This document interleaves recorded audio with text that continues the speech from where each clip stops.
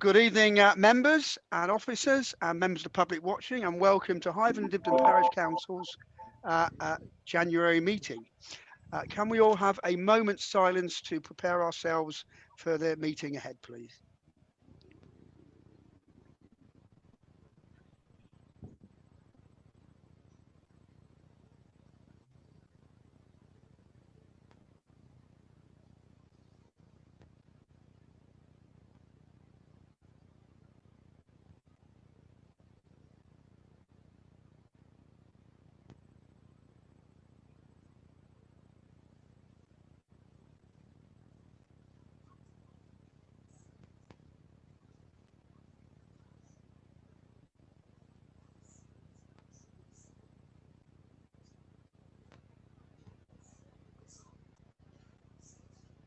Okay, that will do.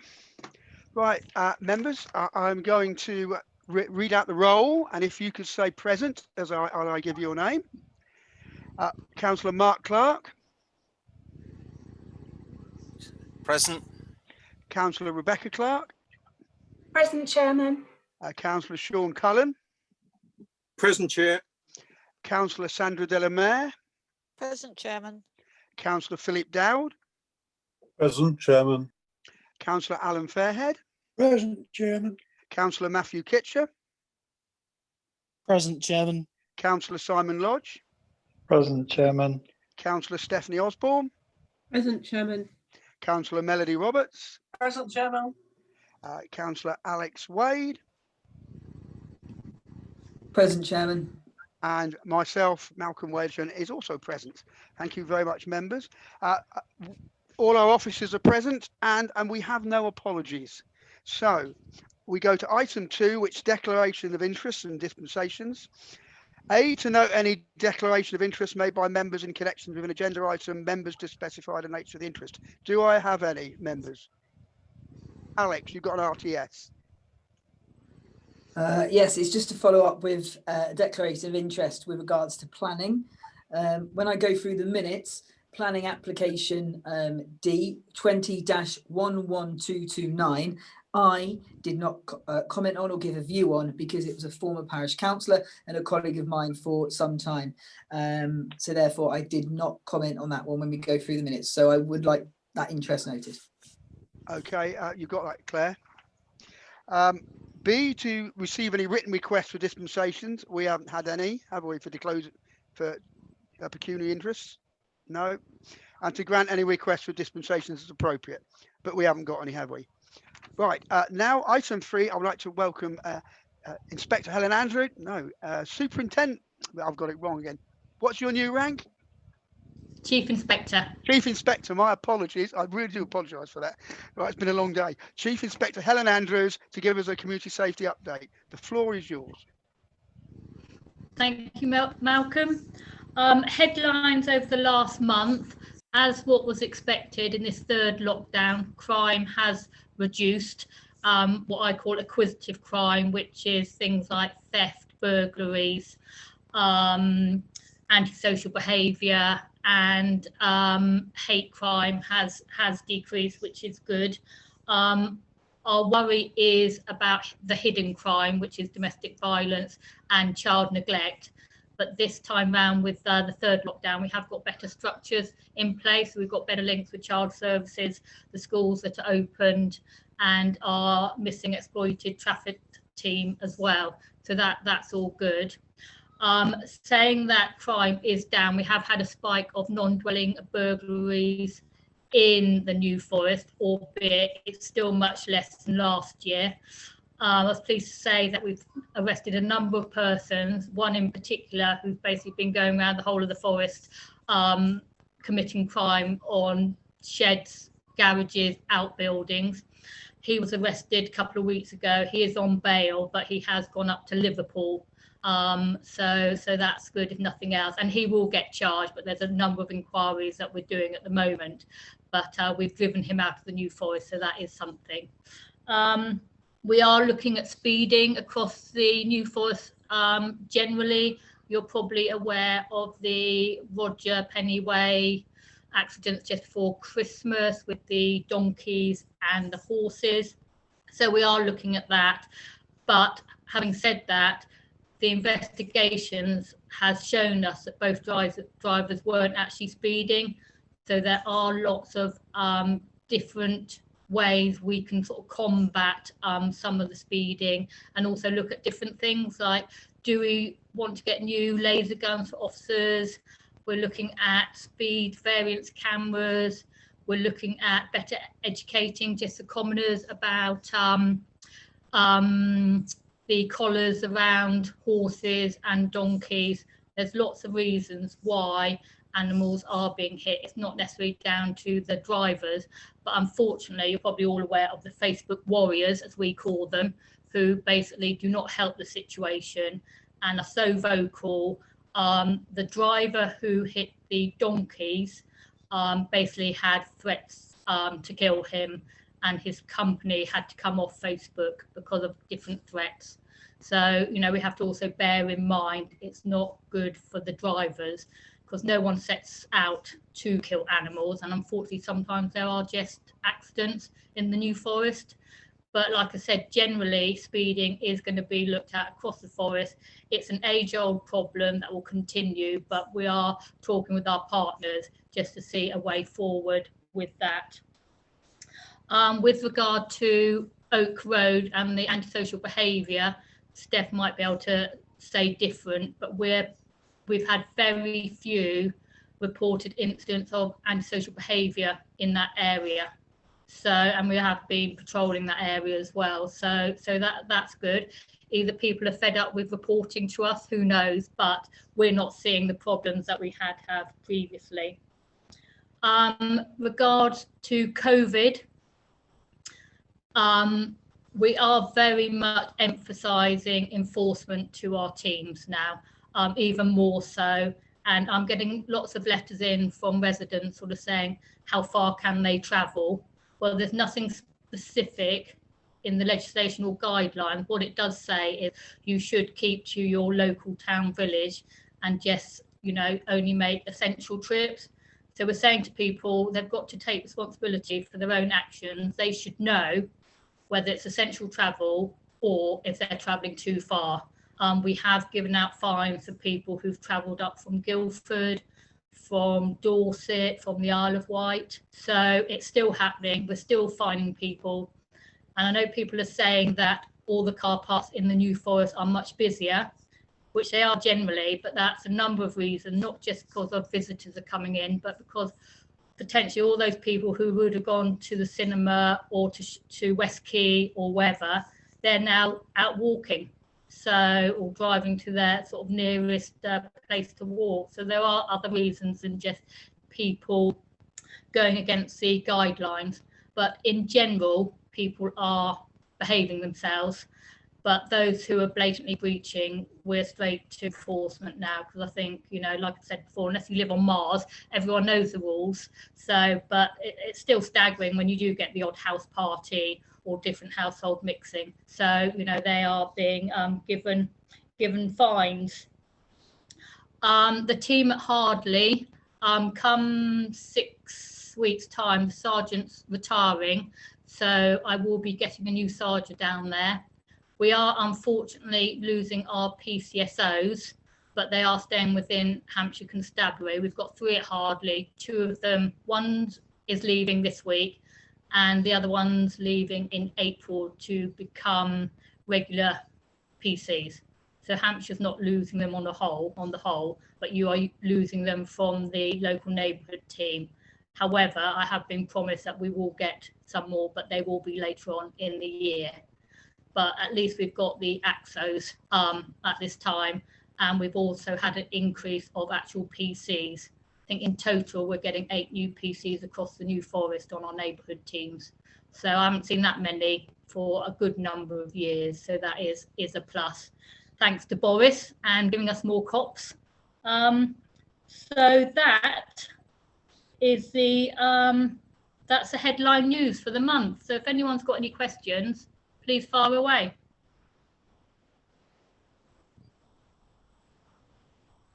Malcolm, you're muted.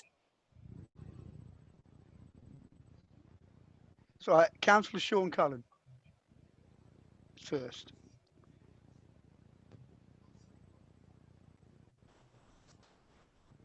And Sean, you're muted now. It's catching. I think he's trying to press something.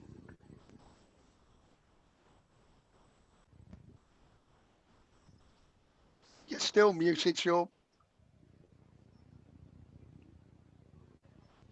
I think he's trying to tell you to go ahead to Steph.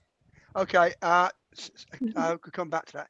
Steph, you're next, please. Yeah, I just wanted to say, Helen, thank you for giving the opportunity to let you know what's going on. Apparently, some people decided to go and complain to an employer in the village that they knew two of them worked for, and after the second visit, the antisocial behaviour and meetings became back quiet again. They are still there, but they're no longer quite so, ill-mannered and sort of antisocial behaviour. So that's good. We haven't had any, the racing ran around the block since probably I saw you maybe after Christmas, I think it was. But yeah, by speaking to one of them's employer, that seems to have made a big difference. So thank you. Excellent. That's good to hear. I think some of it will be down to probably the weather. That always helps. PC rain, as we call it, is jolly good at keeping people away, and no doubt sort of the darker nights, but we will continue to patrol that area as and when we can. And I don't know if the AXOs have been in that area at all. I don't know if you can comment on that. Yeah, we've had them in there. The day they were employed, they came up and met me up there, and I mean, basically they are still there, but they're not making the terrible noises and shouting and all that sort of stuff at the moment. They're just meeting more on the back fence, which is where it was before for years. Yes, and with that, we can't, if they're there, they're there. There's nothing, unless they're, if they're breaching regulations, then obviously we can do them for that. But if it's sort of juveniles under 18s, then we sort of give the parents a warning letter, and then after that, the parents can be fined for not basically having control of their under 18s. Okay, Alex, you're next. Thank you very much for the report from the last month. Just a very quick question with regards to COVID-19 and the enforcement process. Obviously, we have seen more and more people walking around the community in the local neighbourhood, which is welcome for daily exercise. But obviously, there are people in Hythe going into the New Forest, people in Lymington and all around, but staying within the New Forest district. Some of these people feel that this is right, some of these people feel is wrong. What is your and your officers' consistent approach to people who aren't coming from outside the district, but are staying within the district for their daily exercise? It's quite a grey area, that, because people say different reasons. So we are a bit more lenient. We won't necessarily enforce if they've gone from Hythe to, say, Lymington. We will more engage and advise and say there's lots of places that you can visit within your area. The ones that are travelling from outside the New Forest, we're more likely to give tickets for. But the ones who are probably staying within the New Forest, we're sort of engaging more, albeit, if someone travelled from Totton to the other side of Ringwood for no apparent reason, they may get ticketed, but there's no real definitive answer for that. But it's more engagement for that and more enforcement if people have travelled from outside. What we don't want to do is, because it is about keeping the balance with the public, we want to keep the public's trust and confidence in us. What we don't want is, as you've probably seen, Derbyshire Police. I don't know if you saw about the two women who met up with a coffee and was told that they would be fined, and it was classed as a picnic, and they were fined, but thankfully it was rescinded, and that was splashed all over the Daily Mail and various other rags. So what we don't want is to be seen to be coming down too hard unnecessarily on people, but getting the right people. So it's still a balance. Thank you. Sean is now got his voice, and then Philip. Good evening, Chief Inspector. You referred to the hidden crime of domestic abuse. I know that in some areas the police were doing almost like pop-up police stations at supermarkets where it might be the only opportunities for a victim to report. Do we operate any schemes like that in this area? Yes, that's where we're doing it. We're doing it across the New Forest, and we do advertise it on Facebook and then other areas. So basically, we've been popping them up, sort of like the old-fashioned beat surgeries. So we're going to places like Asda, Morrison's, big co-ops. That's happened in Tesco's. That we're there. It's classed as safer at home. So it's not just domestic, so it's anything, but it's very much thinking along the lines of, I know it's a bit stereotypical, but if most of the victims are women, not all, but most are, and quite often they will go shopping, and quite often they will go shopping alone. So it's a time that they might be able to escape and at least speak to someone. So we are out there a fair bit, and this will continue. And like I said, we advertise it on media, on social media, and newsletters and the like. And yeah, it's quite popular. And there's also another scheme going on at the moment run by the Home Office where pharmacies are on board and they can contact us, the police, and there's a code. And then we know straight away that it's domestic abuse and we'll get there quickly.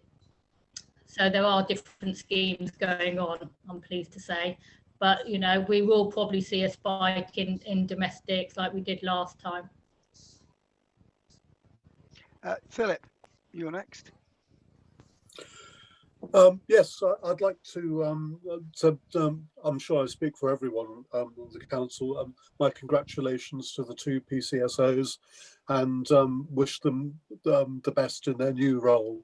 It's a shame that we're going to have with no disrespect to our ACSOs, but it's a shame we're going to have to wait for the new PCSOs to arrive, but they certainly had an impact on our community. So if you would convey our thanks to them and wish them well. Thank you.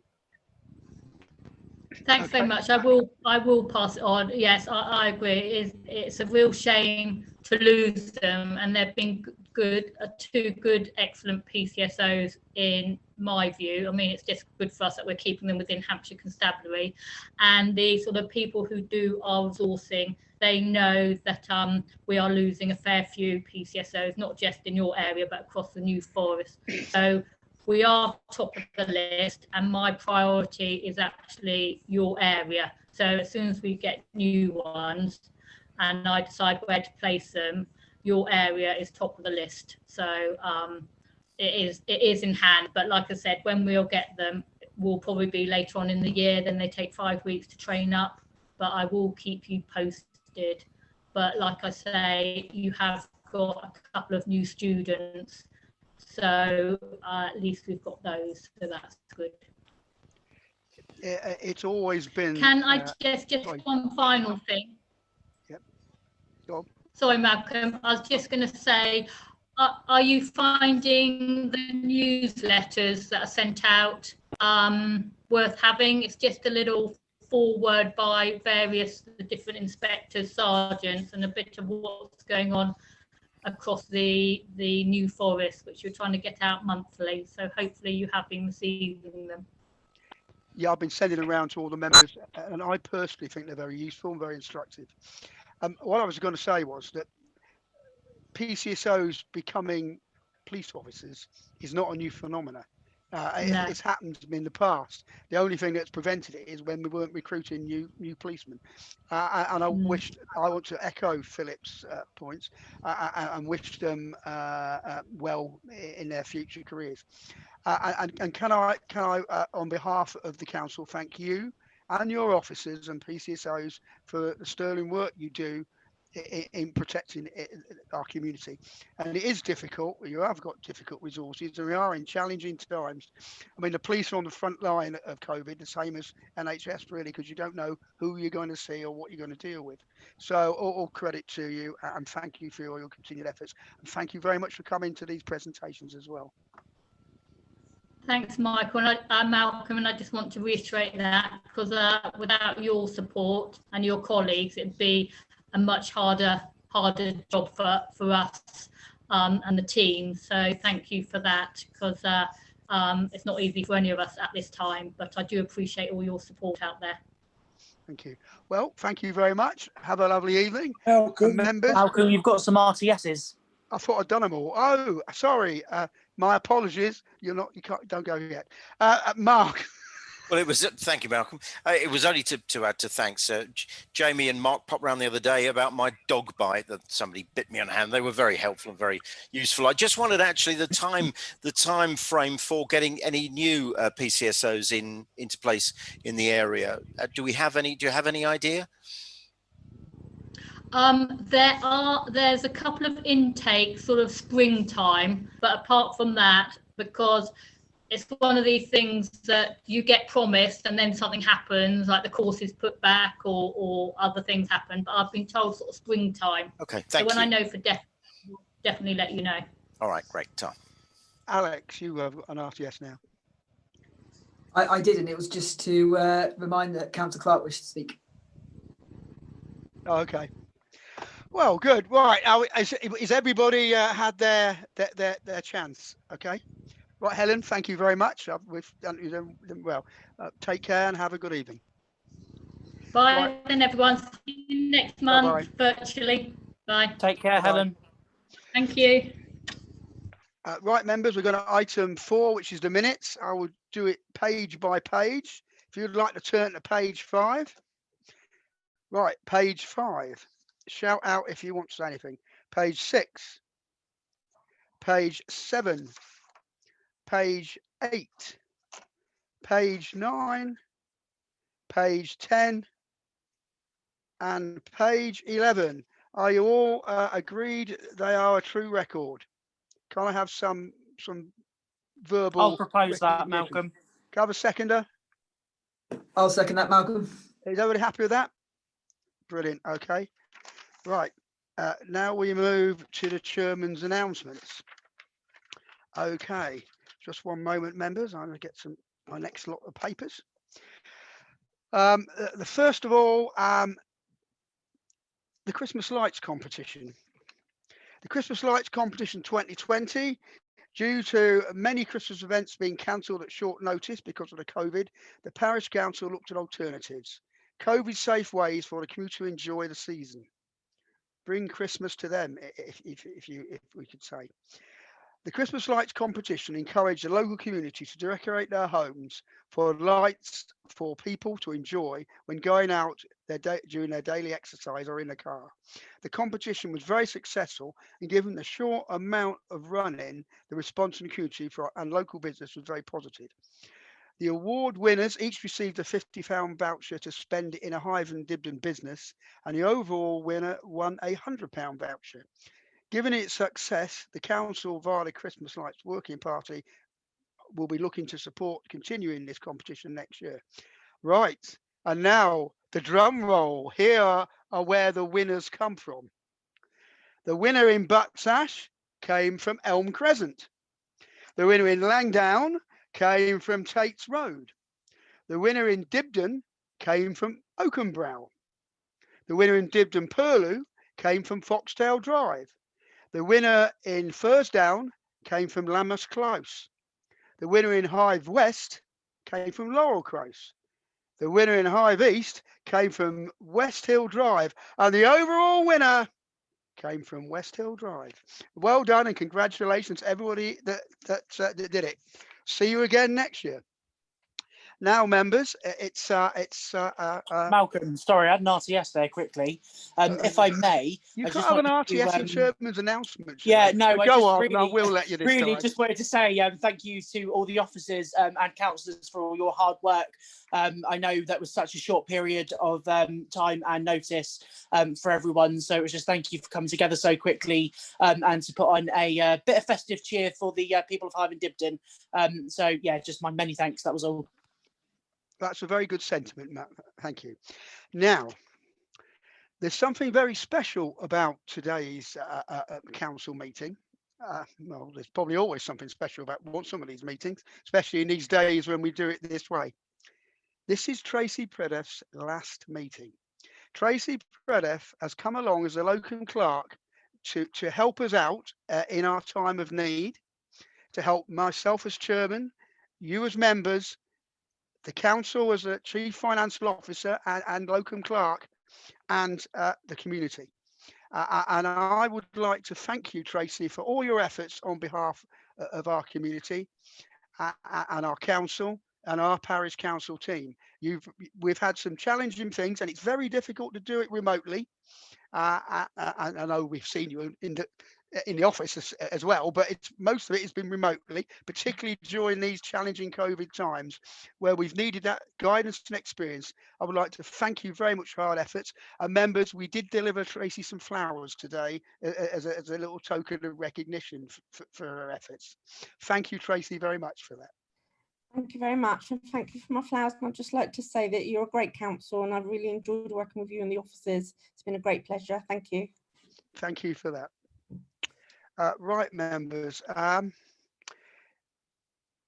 next thing is a good thing. Another positive thing here. As you're all aware, young children are now doing remote learning, and they're doing this remote learning. Many of them are on devices provided by their parents, but there are very many disadvantaged young people whose parents haven't got laptops, whose parents may not even have a job anymore, who use food banks. Now, the Department of Education has provided laptops for schools for the disadvantaged children, but it's not enough. There's not been enough for every disadvantaged family in every school in Hythe.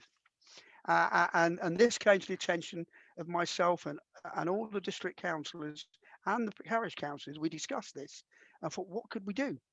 Well, district councillors are given some community funds to spend within their wards, their community, on something positive to help that community. And county councillors are as well.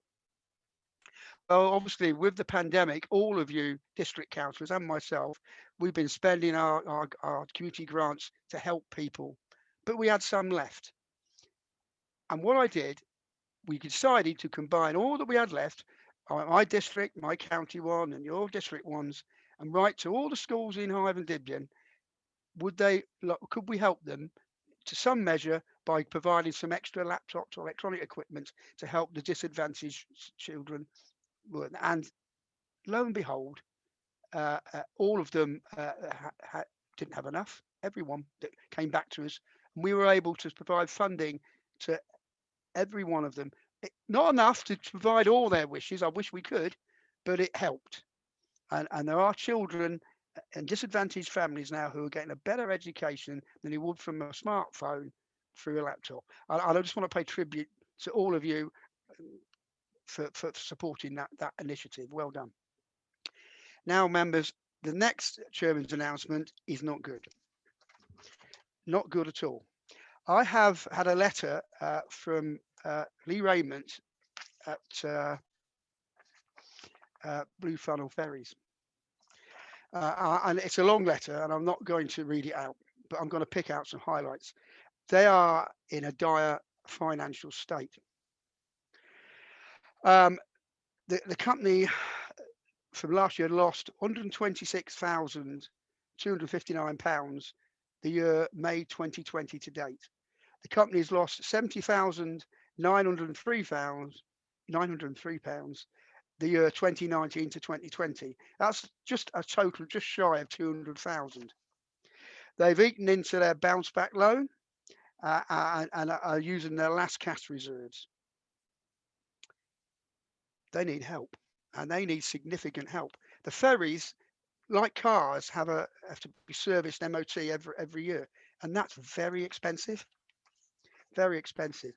And he sent me some figures of the sort of help they need. It's not far off 430,000. Right, it's a lot of money they need to get by. It's not, and what this isn't it isn't just wages because the staff are furloughed, but it's running costs. It's the cost of keeping the public transport ferries in being. So what he's done, he wrote to me, right? He wrote to Grant Shapps, the Transport Minister, Julian Lewis, MP, and Alan Whitehead, MP, Chris Hammond, MP.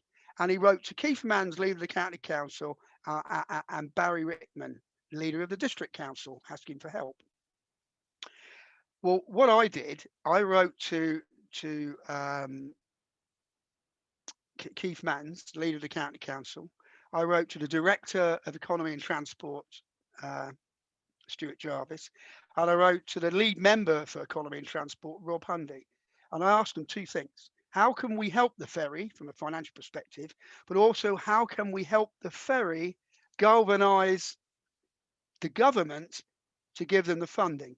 For example, the Isle of Wight ferry, although it's a different kettle of fish, was given millions of pounds to help it through this period. Now, they're not asking for millions, but it is an important factor. And one of the points I stressed is that the County Council and the District Council both have multi-modular transport strategies, which is not just cars, it's buses, walking, cycling, water taxis. Okay, so ferries should be in it.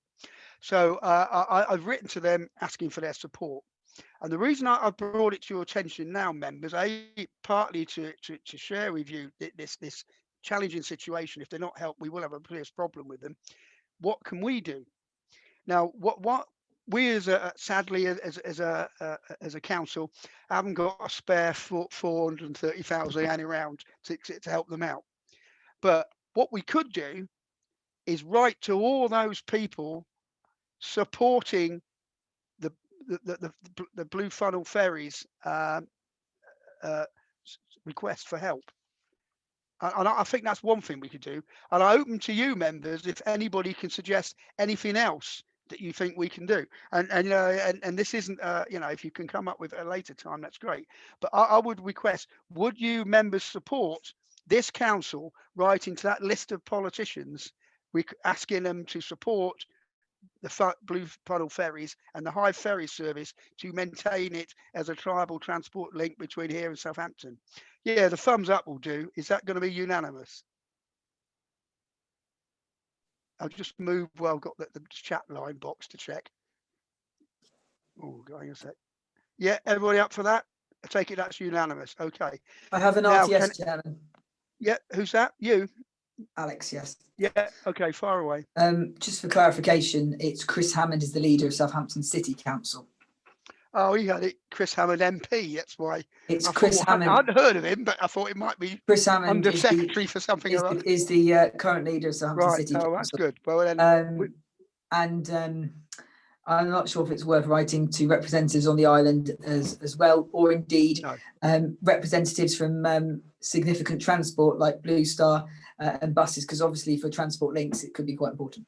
No, he's picked the transport minister, two local MPs, and you're right, he is. That's what Chris Hammond is, and the leader of the three councils. So if the officers will compose a letter from the council, I'll happily sign it in support of this. I will forward his letter to Tracy and Sean later on, so you can build a response around that. Is that okay? But if you can think of any other way we can help and support the ferry, can't have anything, I'll throw that out there for you members. Okay. Well, you've got an RTS from Melody Roberts. Oh, my apologies. Well done for that. Actually, I was looking at the papers. Yes, Melody, far away. Yes, well, football fans are asked to buy virtual tickets to help their clubs. Yeah.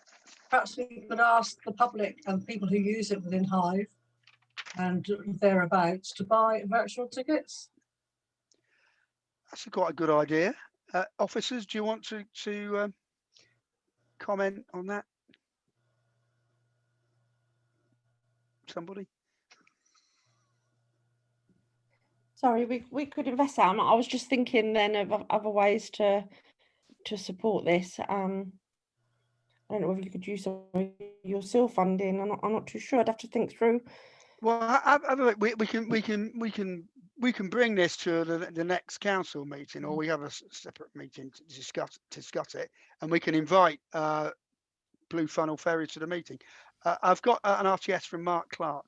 Well, only so much as try and gain as much media attention to it as possible. The ferry, whether people actually use the ferry, is rather iconic to Hythe, and I just wondered whether if officers, when they do put something together, could share it. Something I'm happily to knock together a media release and get it out to all the usuals, plus a bit wider as well, in order to draw some attention to it. If we're going to do that, we probably need to include Blue Funnel in that. Indeed, absolutely, yeah. Just work. But I mean, Melody's got quite a good idea. I mean, let's consider that and discuss that, and perhaps come up with some suggestion, and perhaps invite Blue Funnel to the next meeting or something. Is everybody okay with that? Is Sean all right, Sean? Sean's looking a bit worried. Okay, good. Okay, right. Well, we now Malcolm, you've got another RTS. Another caller RTS. Alan Fairhead. Melody, Me. Oh, Alan, Alan sorry, next. my apologies. About where Mark said about football fans, buy your tickets early. So you buy your ferry tickets now. Hopefully when the games will start again, they will get gotten ready to use the ferry. That's quite a good idea, like a season ticket up front. Yep, those are all good ideas. Right, okay, so we'll no more RTSs. We'll move on. When I take my eyes from the screen, someone puts an RTS in. Very clever. Anyway, right now, it's report by county and district members. Right, okay. That first one is me. I'm getting the papers together. You've seen the report from Councillor McAvoy. Okay, mine is a slightly different tenure. Okay, the spending review announced in November, whilst positive, brought no longer term certainty, as it was gained only for 1 year. Now, the provisional local finance settlement for 21-22 was announced on the 17th of December, but final figures were not confirmed by the government until late January or possibly early February. But keynote items, council tax increase of 4.99% is permitted, 3% for social care on top of the referendum limit of 2% for core council tax. The issues we have, the additional funding will generate 7 million, right? The additional social care funding for 21-22. However, Hampshire County Council only received 1.2 million of this from the government compared to the estimate of 5 million, as most of the funding was given to areas with low council tax bases. Extra funding to help council COVID-19 cost pressures, 21-22, HCC allocation 24 million. Funding to meet increased demand for council tax support, HCC allocation 8.1 million. New homes bonus continues with no new legacy payments. Hampshire County Council allocation 3.9 million. Consultation to be launched into the future reserve of the scheme. The reserve strategy, the total reserves of more than 643.1 million as of the 31st of March 2020, more than half of which, 351.2 million, is committed to existing revenue programs and capital spend. 92.2 million in departments cost of change and trading account reserves to be used for investment and future transformation stroke saving deliveries. That's when they can't save the money, they have to use a reserve to cover it, to cash flow delivery for 2019 to 2021. 45.9 set aside to mitigate risks, mainly the insurance reserve as the council self-insures. 15.4 million in school reserves, net of the GSG deficit. 5.1 for the EM3 LEP and 22.3 in the general fund balance, broadly in line with minimum reserve policies. Only 111 million is truly available to support one of the many one-off spending. There's a lot of data figures here, which I won't just go through this. I'll just cut to the chase, really. We have an increasing demand in both children and adult services. I've told you that before. And despite innovative different ways of working between 2010 and 2021, HC funding has been reduced by 560 million. A further 80 million savings programme has been put in place to deliver full savings by April the 1st, 2023, because the funding has produced a shortfall of 40 million per year. Council reserves and further government support and conclude that further government funding of 52.4 million is required to ensure the council is financially sustainable in the medium term.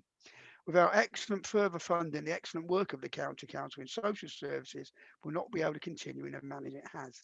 So it's in a difficult position. We as a council are very lucky because we're not, but and district, actually, I know that they have got some problems in income.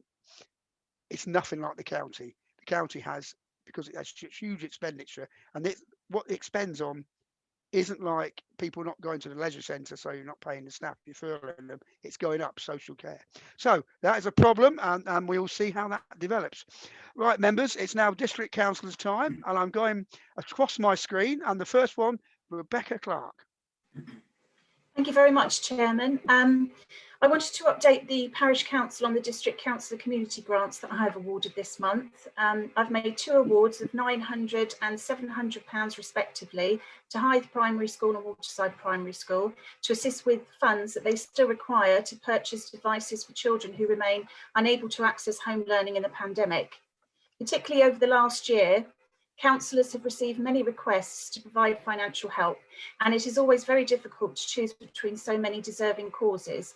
District councillors are very grateful to be in receipt of such funding to help where we can residents in need in our community. It was my feeling that not only locally disadvantaged children, but their families in turn, and also our local school staff would be helped through these particular grants. Indeed, as you've heard earlier this evening, from Councillor Wade, this feeling was shared by all district councillors serving Hythe Dibden Parish, who have each donated differing amounts to our schools across the parish this month. I wanted to thank Councillor Malcolm Wade for contacting all the local schools, ascertaining their level of need and helping to coordinate the necessary distribution of our combined awards. And in an update to my report, Councillor Alex Wade also contributed funds to Waterside Primary School, and they have already purchased 6 Chromebooks and licenses, which will be with pupils very soon. So already we can see, a significant tangible impact to 6 families in the local area. So that's absolutely fantastic. So thank you everybody for helping to support this initiative. Also, a particular note locally, I attended the online Waterside conference presented by a now well-established working group of local councils, partnership organisations and private companies, all working together to secure investment from central government, the development of infrastructure along the waterside to support the large number of developments currently taking shape or which are in their planning stages. The aim of the conference was to present a new document which the group has produced and which seeks to assist in leveraging this funding, called A Vision for the Waterside. The conference also provided an update on the group's progress given the significant developments already in motion, from the likes of Fawley Waterside and ExxonMobil's new processing plant to further plans in the pipeline from ABP and Marchwood Military Port. COVID and Brexit home very sharply into view currently the need to secure the nation's economy and thus jobs and prospects for all. A bid to central government for Southampton to become a free port is shortly to be submitted, and the combined group is lobbying hard as one, hoping to leverage significant amounts of funding from government to fund the infrastructure required to support significant and high income job generating developments already in progress or within their sites. Should the envisioned plans for the waterside come to fruition, they would see a level of investment spent in our area larger than we have seen most probably in our lifetimes. These aspirations seek a joined up approach to environmentally friendly infrastructure, seeking to enhance the quality of life and life chances for all waterside residents, whilst establishing the waterside as a key contributor to the nation's economy. Talk of changes to the A326 and dualling, I know, fill many of us with dread, but we were assured that the group's aspirations include cycle paths from Totton to Calshot and Leap, improved bus services, support for the reintroduction of the passenger rail services, improved connection of villages to the forest, opening up of coastal walks, and also increased use of ferry services, and not just between Hythe and Southampton. So I hope this group also can help with Hythe Ferry, securing it as part of that strategic approach. The sensitive and valuable areas of nature along the waterside and its coast will be protected, if not enhanced, if the aspirations come to fruition. And state-of-the-art digital connectivity will provide a smart town at the new Fawley waterside development, and as a byproduct, improved digital connectivity for all watersiders. It may well be that a good deal of development will come before all of these aspirations come to fruition and greatly affect the feel of the waterside as we currently know it.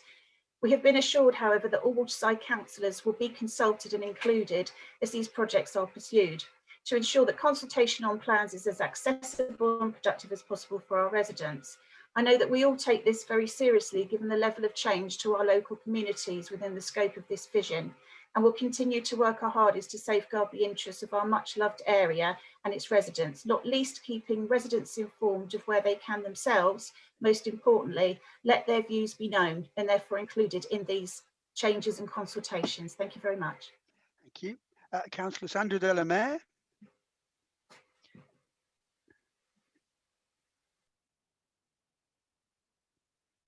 You're muted.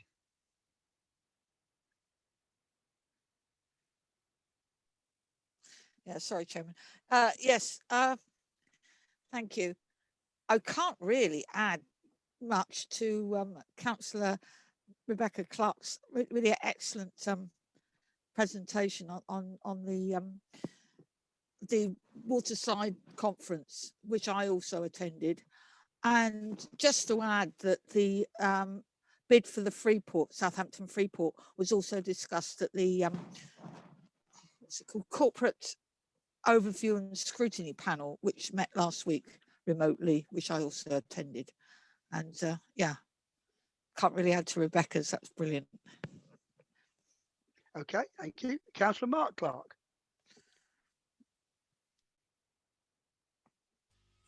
Thank you, Mr. Chairman. Not much from me, I'm afraid, this month. So just to let you know that I had been part of the Task and Finish group with, as you know, with regard to the leisure centres. However, unfortunately, the administration at the moment we're in a not listening mood. So my colleague Councillor Caroline Rackham from Tottenham and I decided to walk away from the group. We felt that with actually the customer liaison panel had also ditched it as well, because they felt that their views weren't being listened to either. There has been a number of public facing sessions which have largely been councillors questioning councillors and hasn't produced much light. So my concern is that irrespective of all the concerns that we've had, including all the dodgy figures related to the pandemic and whether we know customers' behaviours may change in the future when the leisure centres are reopened, nevertheless, the District Council is ploughing on with allowing the management of the centres to go to Freedom Leisure, and we'll have to see how that plays out. But that in itself was rather difficult, really, as it's required a lot of time and effort to understand where we're going on this. But then any suggestion that we're putting forward is largely being ignored. So it just was a waste of time in the end. That's it. Oh dear. Okay. Thank you for that. Councillor Philip Dow. Thank you, Chairman. On the 18th of December, our Chairman and I attended via Microsoft Teams a greener housing working group. This was in the form of a briefing, although we're still waiting for the government paper on future home standards to be published. That was due in 2019. It's currently on hold. There are developments to be included in Tottenham. These are viewed by officers as exemplars of the Council's commitment to greener housing. On the 18th of January, I also attended the Vision for Tottenham and the Waterside Development Plan. As Councillor Clark has already given a very detailed update on that, I won't say any more about that one. I'll be attending with the Chairman tomorrow the next session of the Waste Strategy Working Group, where we should hear in more detail the responses from the various people that filled in the questionnaire, so we should get a much better idea of the issues surrounding wheelie bins and things. Thank you, Chairman. Thank you. Councillor Stephanie Osborne. Thank you, Chairman. Well, I attended the environmental overview and scrutiny panel. It was actually a very long meeting. I think it was 4 hours in all. The most significant thing I remember is that the car parking in Totton was debated for quite a significant amount of time. And although our parish chairman and myself asked them to reconsider introducing parking charges and penalties at this time, because it does affect the dialysis unit users, the doctors, the community centre, etc., they still decided that the vote was unanimous to go ahead with charging in Totton. We obviously also interested in helping our own traders in Hythe by introducing something similar if ever we could. I attended the Vision for the Waterside meeting. It was very interesting, and I'll echo the others and say, Rebecca, you did a great presentation of that. Thank you, so I won't. Been working also with the recycling aspects of the New Forest District Council, which I found some interesting facts out, which I will deliver probably more at the Climate Emergency Committee. I've also given some of my community funds to Wild Ground schools, and I'm very pleased to have done so. Thank you. I never correct you guys, but I'm going to make one small correction on this. The vote for Totton wasn't unanimous, because you and I voted against it was unanimous, although we were there. No, it wasn't unanimous. No, we voted against it because we're in the middle of a pandemic where businesses are crashing. You want to do things to help them and support them, not take away something that's their advantage. But anyway, sorry about that, Councillor. Yes, all right. Councillor Alex Way. Thank you, Chairman. On January the 13th, I attended the New Forest District Council planning meeting to speak on behalf of the Parish Council and local residents in regards to the application for advertising on Churchill's site on South Street. The application's concerns, which owners of neighbouring properties and indeed the Parish Planning Committee had included the impact on street scene, the road and pedestrian safety and proximity to the conservation area. The committee heard from a representative speaking on behalf of Churchill's, and the debate from the committee was relatively even-handed, and there was support for our position to the extent that it went to a vote for rejecting this proposal. However, it was a tie, 7-7, and went down to the chairperson's vote, which went against our objection. This was followed by vote to support, which followed the same numbers, but not actually the same councillors voting the way unusually. And it went just through on the chair's vote. It was frustrating as we had councillors going against the officer's guidance, supporting the parish's views, but overall the advertising will be going up for 2 years maximum or until all the flats are purchased, I understand. And the hoarding around the edges will be moved and not form part of the new advertising as well. As has been previously mentioned, Freedom Leisure have been chosen as the preferred bidder to run New Forest District Council's 5 leisure centres. They are running Q&A sessions with customers at each centre this week. Applemore session was held yesterday on the 27th of January. Councillors have already seen the presentation, and this will be discussed at the Community Overview and Scrutiny Panel, which has a special meeting on the 9th of February, which I sit on, and the full council later in February. As you know, the opposition group have concerns about the process and whether this is the right time or the right move for this valued service. The Local Government Boundary Commission have announced their proposals for new ward boundaries and council numbers for New Forest District Council. These will go ahead from 2023, pending government approval. There will be a reduction of 12 councillors to 48 members on the authority, and in our parish, we will have 6 representatives reduced from 7. There will be 2 councillor wards after the Commission listened to the comments and proposals raised by local councillors. I, alongside my colleagues, highlighted the community cohesion of ensuring clear boundaries and removing current discrepancies, such as South Street being split over 2 wards. Furthermore, our proposals were persuasive enough to ensure 2 times 3 councillor wards suggested by the Commission were changed. The new wards are Dibden and Dibden Parish, Hythe Central, which will include Hollybank and the village centre, and Hythe South, which will be Langdown, Fursdown and Butts Ash. Elsewhere, there are minor changes to parish wards, with Butts Ash losing one councillor to Hythe West. There are no further crossovers with Fawley Parish, with Thursdown and Hardley split. And elsewhere, there has been negative responses to having Marchwood and Ealing as a combined ward, with significant public comments on changes to Lymington and Pennington boundaries as well. This month, with grant funding, I did donate £200 to Hythe Youth Club. This was to support the running of the club, especially as they can't have any visitors and there is minimal income.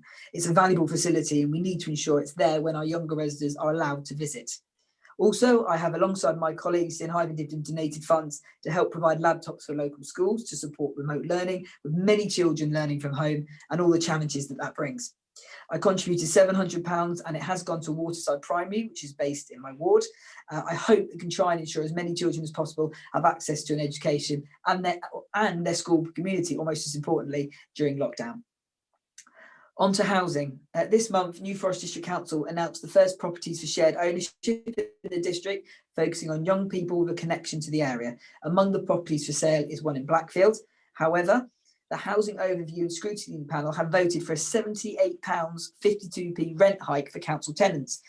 This is a yearly rise when local town and parish councils like ours are not raising a precept is disappointing and was voted against by Lib Dem councillors at the meeting.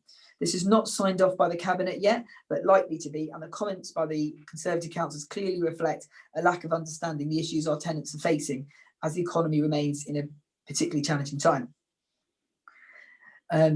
The Community Leisure Overview and Scrutiny Panel, which met last week, we approved this year's grant funding to a total of £207,000, which was 23 below the total budget. The variance, I understand, is not being carried over. 127 will be on revenue grants and 80,000 on capital grants. Local groups such as the Handy Trust benefited from 5,000, Youth and Families Matter 7,500, which was half of their request. Orchard School were also successful with a £4,000 bid towards a path to help social distancing and for health and safety. I also sit on the Dibden Golf Working Party, which now meets monthly. We've agreed to support My Time with financial requests during the challenging time, and the authority, NFDC, can claim loss of funds back from the government. The course has been shut 3 times this year, last year, due to lockdown, and 3 greenkeepers are currently working while other staff are furloughed. There will be a post-lockdown meeting with the ladies' captain, officers and My Time to respond to some issues raised by members and the players. They hope to work on drainage and parking facilities ahead of the summer, hoping for an opening time. Long-term improvement plans are still in the pipeline, but I will push further on this at the next meeting. Furthermore, there will be a COVID response centre set up to support residents who are currently isolating in the New Forest. Referrals are being sent to Community First. There are 46 referrals in total currently. We've been advised that elections preparations are ongoing for the 6th of May, with Police Crime Commissioner, Hampshire County Council and 3 town or parish by-elections scheduled for this date. This may change and can do so up to March the 21st. Some New Forest District Council offices remain open with limited hours for payments and emergency issues. Bin bags and parking plots are currently not available at all offices.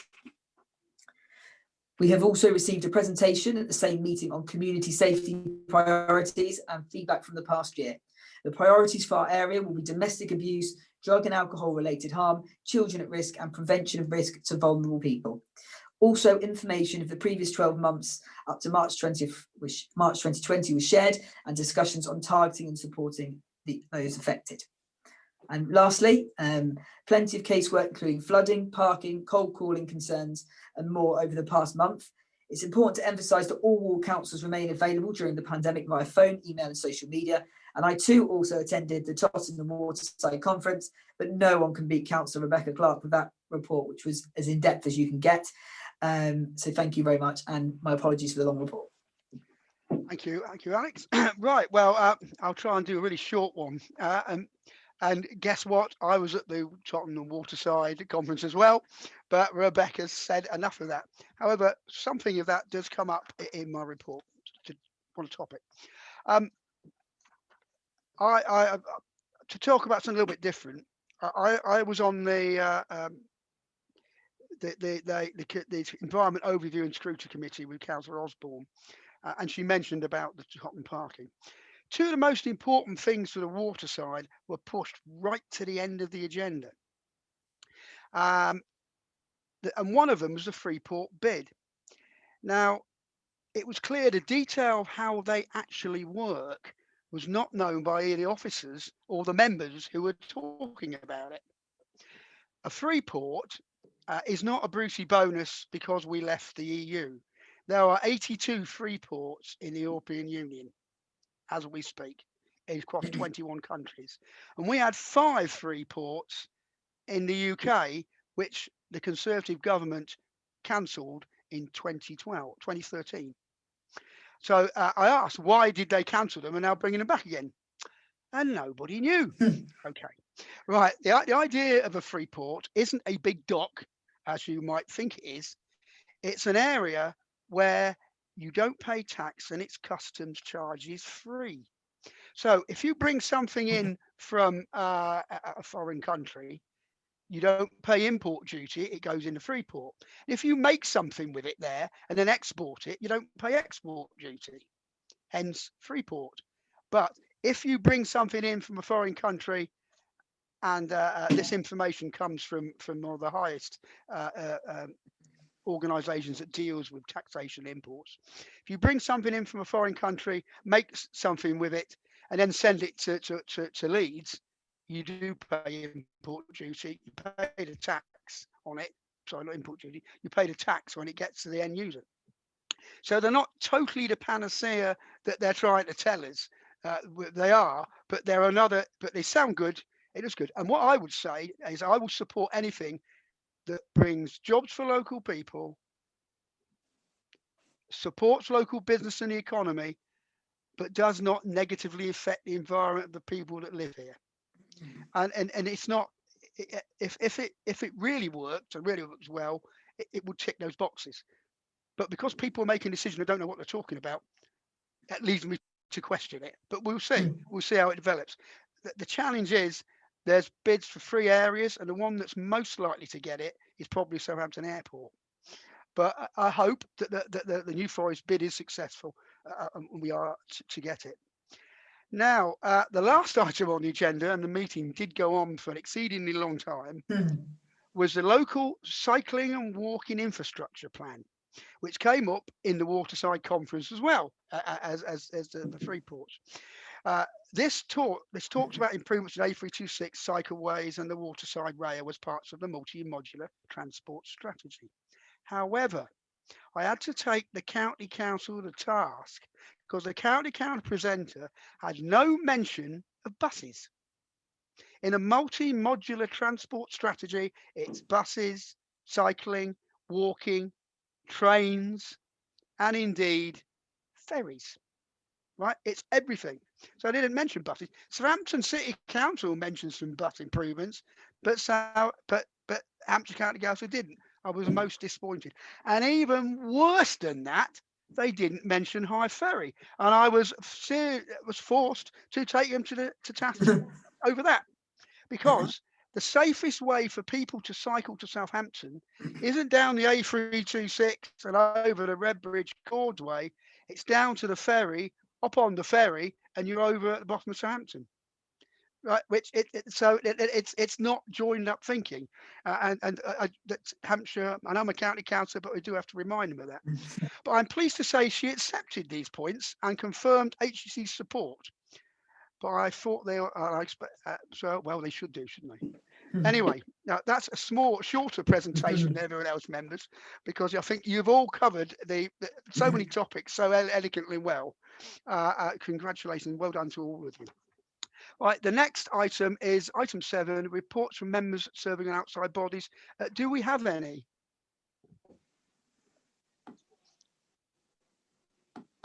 Do I take that as a no then? Okay. We now move to item 8. Well, you're going to have to listen to me again. It's the public forum. We have 2 questions. And there's 3 questions, my apologies. I'm going to start the first one. This is from Mr. William Hodson. I live in Corpus Gate, and the gutter of Bewley Road outside our home, SO45 4PW, has not been swept clean for 3 years. That's probably because people park in there. Could the council please arrange for the gutter to be cleaned before a serious blockage occurs in the drains? The collection of the trees, leaves, twigs and rubbish left by unknown cars and vans parked on the south side of the road is the cause of the problem. Sean, now that is the district council function. Did you want to add anything? Shall we just write to the district and ask them? I've had a follow-up from that, Malcolm. I've had conversation with the gentleman today. The road was swept 2 days ago. Oh, good. Some bits were missed because there's cars always parked there, but I understand that the road sweeper then followed up and did some manually. He thanked us for going back to him, and I've said to him, if he has any more issues, come back to me and I'll report it direct to district. Well done, Sean. Thank you very much for a very efficient response to that. Okay, now the next one is from, here we go, a gentleman called, so I've got loads of papers here. This is what you do when you have these sort of meetings. Right, this is Mason Owen. No, that's not it. Sorry, forget it. No, his name is James Hotchkiss. My apologies, Mr. Hotchkiss. Sorry. Dear sirs, I've reviewed your response to my inquiry about the above council meeting, and I'm waiting for the follow-up to my comment regarding the state of the area from front of the chip shop. His observations were: I do not see what influence the fire at the chip shop had on the condition of the area in question, as the state of this area was disgraced prior to the fire, and the fire had no physical effect on the street frontage whatsoever. In addition, I'd like to ask what feedback has there been in regarding contacting the people responsible for the maintenance of the area, as we stand in the council minutes. As no action has been taken in repairing, renovating the area, it is more dilapidated state now. More so in as much as there are more trip hazards and the frontage of the footpath from the shop next door due to missing tiles. Could you please present this letter to the next council meeting? Well, Mr. Hotchkiss, the response to that is this. First of all, I will officially apologise to you that due to the pressures brought on by the many and varied duties that we've had during the COVID crisis, this one may well have slipped past our guard, but I do apologise for that. However, we have taken this on board now, and I'm going to read to you, right, in response to all, right, is this. We have now rung all the shops in the block, only 3 answered. 2 of these said that the owner was Mason Owen, Liverpool, 7th floor, 20 Chapel Street, Liverpool L3 9AG. You've got phone number. Now, we're pretty sure that's right, as we used to deal with Liverpool. The lady at Millie's said they had complained about that area, but had no one had done anything. They pay some sort of service charge for repairs and maintenance. Now, clearly, the landlord has been ignoring the residents. Can we, as the parish council, write to the landlord requesting that he takes action? I think that's the answer to that, and see what it is, and then we can provide a written response to Mr. Hotchkiss, can't we? Brilliant. Right, the third item is it's a very, very nice item, actually. This is from Cheryl Kernston, and it's something that she sent to Tracy, and this is the comment she would like read out at the council meeting. Dear councillors, when I attended the first Parish Climate Emergency Committee meeting held in February 2020, it was difficult to gauge at the time if any progress would be made after the initial positive step of declaring a parish council climate emergency. As it happened, the first national lockdown happened shortly afterwards, and things understandably went quiet for a while. When the parish started recording their meetings, it soon became a habit to listen to them, and while getting on with things around the house. While listening to the October 2020 council meeting, I had an exhilarating air punch moment. Not only was the climate committee back on track, but the marvellous Open Spaces Working Group had come up with a record number of climate-friendly, nature-friendly proposals. How delightful to hear the councillors unanimously support, among other things, the 5-year NFDC tree management policy, and the group were proposing to add a much-needed segment to the parish website, helping the public understand the importance of trees, wildflowers, and letting verges flourish, not only for our health and well-being, but for the benefits to clean the air, biodiversity, soil quality, and wildlife in general. In our own very small patch at the end of a private lane, we have tried our best to make space for nature by encouraging trees, scrub, wildflowers, not over mowing during the summer, and also leaving dead wood stand for vital insect inhabitants. We had no idea what to expect, as it was our first attempt at letting nature lead with minimal interference from ourselves. Excuse me. By spring, we're enjoying a bounty of rewards. So far, a casual observation from our lounge window revealed at least 26 bird species visiting our garden. And the most delightful part of this is that, not over tidying, we have another abundance of insects which are essential for baby birds. Our garden is used as a nursery and a daycare centre every spring and summer by very many garden birds. The colour, antics and bird song we're able to enjoy are uplifting beyond description. We also have a healthy population of hedgehogs and see young hoglets every year now. Thank you to the council and specifically to the Open Spaces Group at this time for taking such privileged steps towards supporting and protecting biodiversity and wildlife.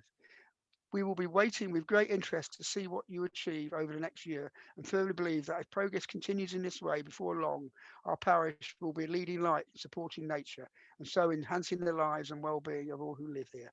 Kind regards, Kirsten and Ian Campbell. That's an exceedingly nice note, members. I'm sure you agree. And it's good that a member of the public appreciates what we're trying to do, because we have a fantastic outside grounds team who make the place look really beautiful year on year, and we can't pay them enough credit. And we have a lot of knowledge and understanding of how to manage wildlife, nature, plants, trees, etc. And what we are bringing along to that is a different way. Well, let's see how we can improve biodiversity and what can we do.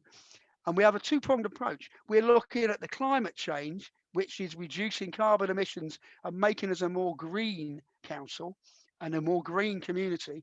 And we're looking at how biodiversity and nature can be enhanced by man instead of man doing the opposite in our area to make it a better place for people to live. I think we should write back thanking Mr. and Mrs. Campbell for their comments and asking them they are welcome to come to any of our climate change committee meetings and come and suggest any ideas they may have.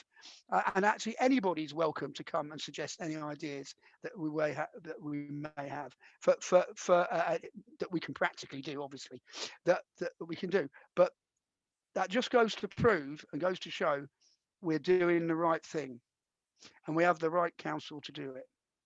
Okay. Right, members, now the public forum is over. Item 9, questions. Take questions from councillors. Floor is yours. Give me a minute.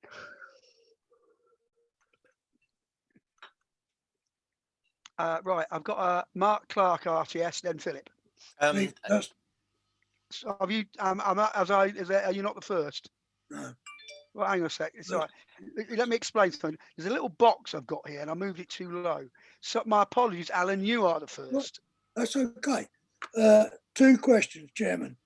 Is the Chairman aware that in the Brinton Lane car park, there's now an electric charging point installed for 2 vehicles to charge? It's down near the doctor's surgery, but there's no signposts anywhere to tell people it's there. Now, I would assume that any revenue collected goes to New Forest, not to us, but it seems a bit pointless having an electric charging point for cars if no one knows it's there. Right, well, I was aware that they were going in. It's an initiative by the district council, certainly one of their better ones. And perhaps we ought to write to the district council suggesting that they put a sign in and advertise it a bit more. Would that tick that box? Yeah, certainly. It just needs direction signs to say where to go for it. And the second question, Chairman. One second, can we do that, Sean, Claire? Thank you. Yes, second question. Second, Chairman, are you aware that there's an arts trail proposed for the village? The guy who did the rhinoceroses and zebras in Southampton had been in touch with Helen, who put him in touch with me to see if the men's shed could do anything to help. And he's proposing to put in 11 carriages, model carriages around the village on the waterside. Whether it's this year or next year, but it's just to raise awareness of the waterside, to get the kids to come down with information on them and have them in there a week or a fortnight, and then they'll be auctioned off. At the moment, he's applied for a grant from, I forget which body he's applied for it from, but he's applied for a grant of £15,000 to do it, which he's hopeful for, and he's trying to get even more. No, I've got it from, but he's hoping that this will be, as I said, we can help him where we can. But these 11 carriages, they're about a metre, the whole thing's about a metre square, and they'll put the bases in, put these carriages on. They can be painted, decorated by local artists for the kids to be aware of the village. So parents bring them down, be of interest to the kids. You'll bring the parents down for shopping, cups of tea, etc. Then they'll be auctioned off. I don't know if you're aware of it, but I've got loads of paperwork on it already and details of him. I'm sure that as a council, we want to promote the village, and this, to my way of looking at it, is a good thing to get behind, to just support him in what he's proposing for doing. It's not going to cost us anything, just supporting it. Well, I'm aware of it, and I've just looked at the Economic Development Working Group that this council is supporting it with a small grant and it's coming to this council as a recommendation to agree of 500 quid to help him do that. Yeah, thank you.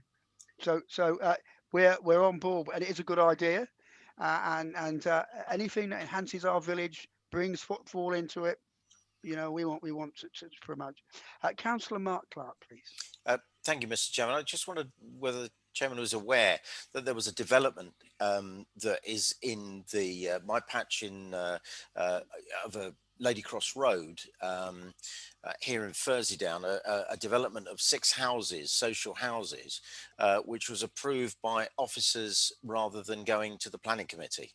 And when I questioned it, because you would imagine that some size of a development within a very, very long established housing development would at least have had some discussion on it by the planning committee, it would appear that despite our parish council's planning approving with a number of questions, there had been very little interaction with residents, simply because presumably they either weren't aware or hadn't probably read the letters that came through. We don't know.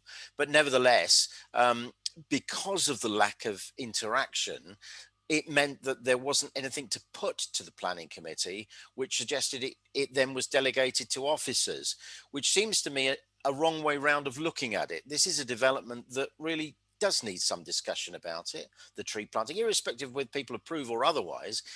But it didn't go to the planning. I just want to make sure that we're aware of it, and whether perhaps the council could write to suggest some sort of review. I mean, I didn't call it in because I didn't know I was allowed to call it in. So, but nevertheless, the fact was, it seems a wormhole that the district council could go down if there hadn't been any local objections, because people either hadn't read the signs or the notices or whatever, or seen it. But obviously there had been a number of very local Facebook comments, etc., etc. And I didn't know whether you're aware of that, Mr. Chairman.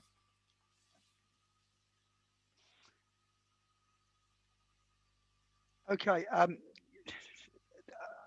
Obviously, I was aware that this was going on. Any district councillor can call in to go to committee a development in his or her ward. You can't call another ward. It's got to be in his or her ward. and that's probably what you're talking about. It's probably a lesson for all of us, because although we're bombarded with so much information from every direction, it is to make sure we notice what they're trying to build. We have a planning committee, and I passed to Alex as chairman that you can, if there's anything that he feels that people we should be paying more cognizance to drop the members a line so they can look at it themselves. As speaking as a member of the district planning committee, of course, I can't comment on any of this otherwise than talk about the routes by which you might be able to move it in a different direction. Is that a reasonable response? Thank you, Mr. Chairman. Can I raise one other thing? And I just want, again, similarly, I wonder whether the chairman was aware, simply the state of capers is deteriorated further. I don't know whether anybody's been and had a look at it recently, but we've now got cracks upon cracks upon cracks. And I just wonder whether, again, this council could write to the district encouraging, or the landlords encouraging some movement, some development on it before the whole thing falls over. I think Councillor Alex Way might better throw a bit of light on that one, actually. Thank you, Mr. Chairman. Okay, well, I am just looking for the last communication I had regarding this particular issue.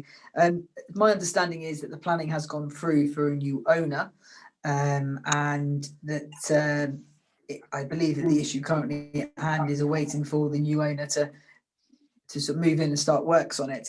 My understanding is there's no further issues with this. Here we are. I'm just see if I can find most recent information to hand. There we go. Just excuse me. I think I'm just happened to have found the. Okay. Okay, so my understanding is that details that are required to be submitted to the local planning authority under planning conditions to the permission have all been approved. Therefore, with regards to planning matters, development may commence on site.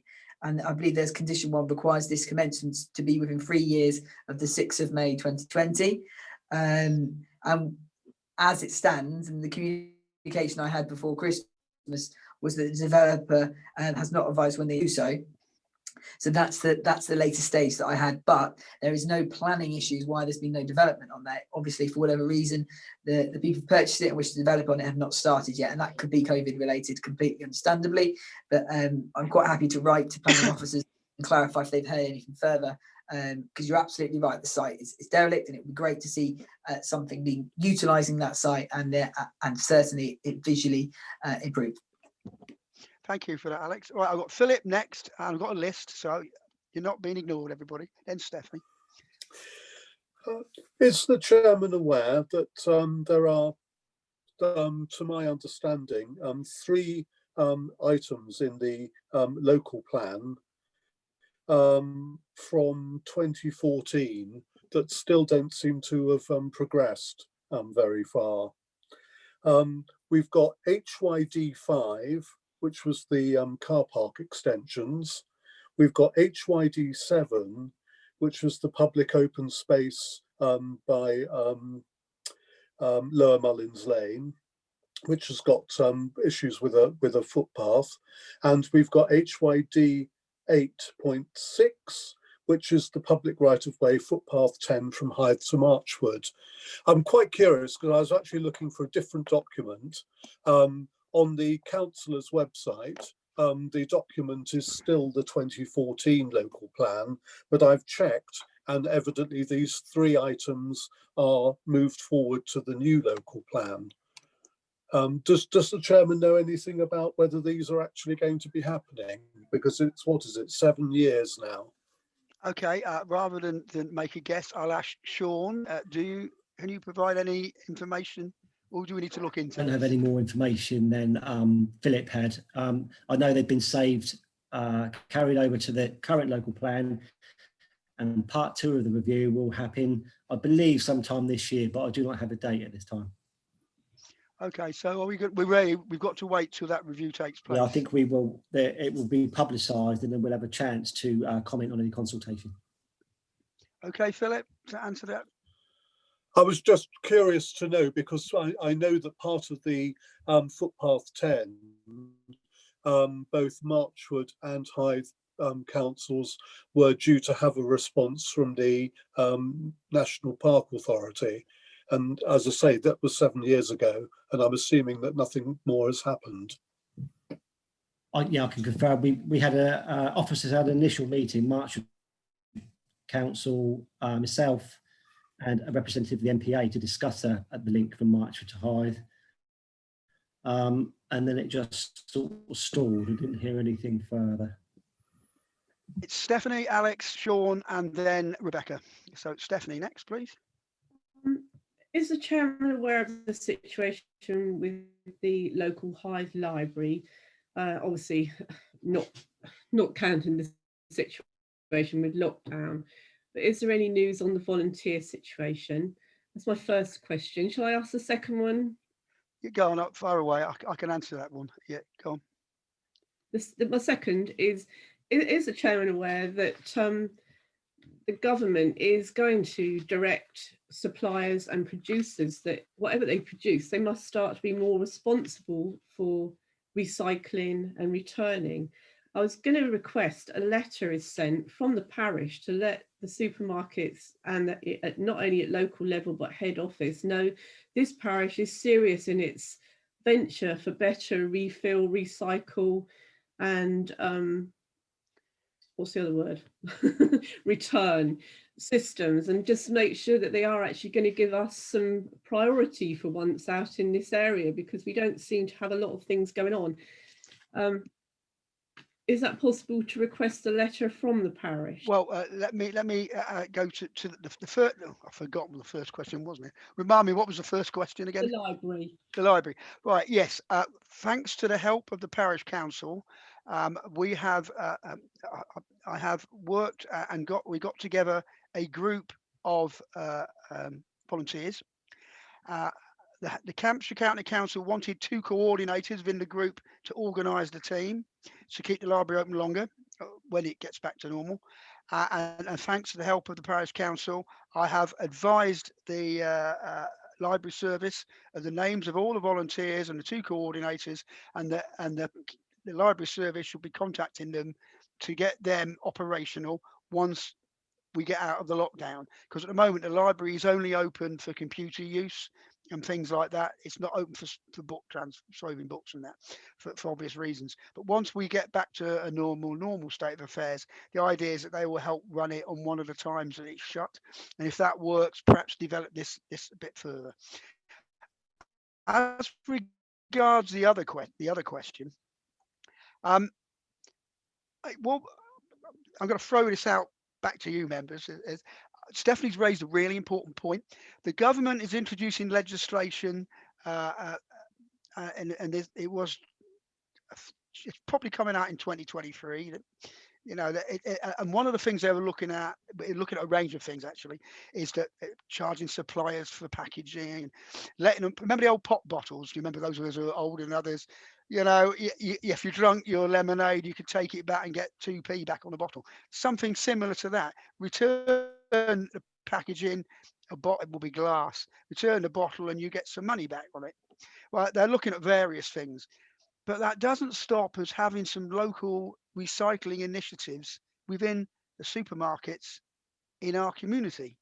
And I think Stephanie's come up with a really good idea that we could actually write from the climate change committee, or you can write from the chairman or the council, depends, whatever you. Waitrose, Lidl's, they're the only 3, aren't they? I'm trying to remember where we do the shopping. Those 3, and they're the 3 main supermarkets in Hythe and Dibden, asking them talk about our recycling and what recycling initiatives they can bring in, and work with the shops to do that. They will have to get permission from their head office, so it's right that we include the head offices as well, but also write to the managers and see what they come up. Does that as a sort of is the way you're looking at going forward, Stephanie? And Waitrose. It does. We are aware that there is the legislation coming out, and I'm not sure how soon. I think hopefully it's sooner than we thought, but it just says in the absence of clear government direction, there are valid questions that we could ask in our letter of the supermarkets regarding what they are doing in the interim as part of the role in society to reduce packaging and produce packaging that is readily recyclable. I've noticed it's getting worse. There's less recyclable than ever now. Right. How do you want to deal with this? Do you want to bring it to the next climate change committee as an agenda item? Both, really. I'd like to think of it done as a parish from you as Oh, no, yeah. Well, it will be. It will be. But the climate change committee can recommend for the parish council to do that. Okay. Yeah. And also, it gives us time to think of a form of words and a way to send it forward. Yeah. Okay.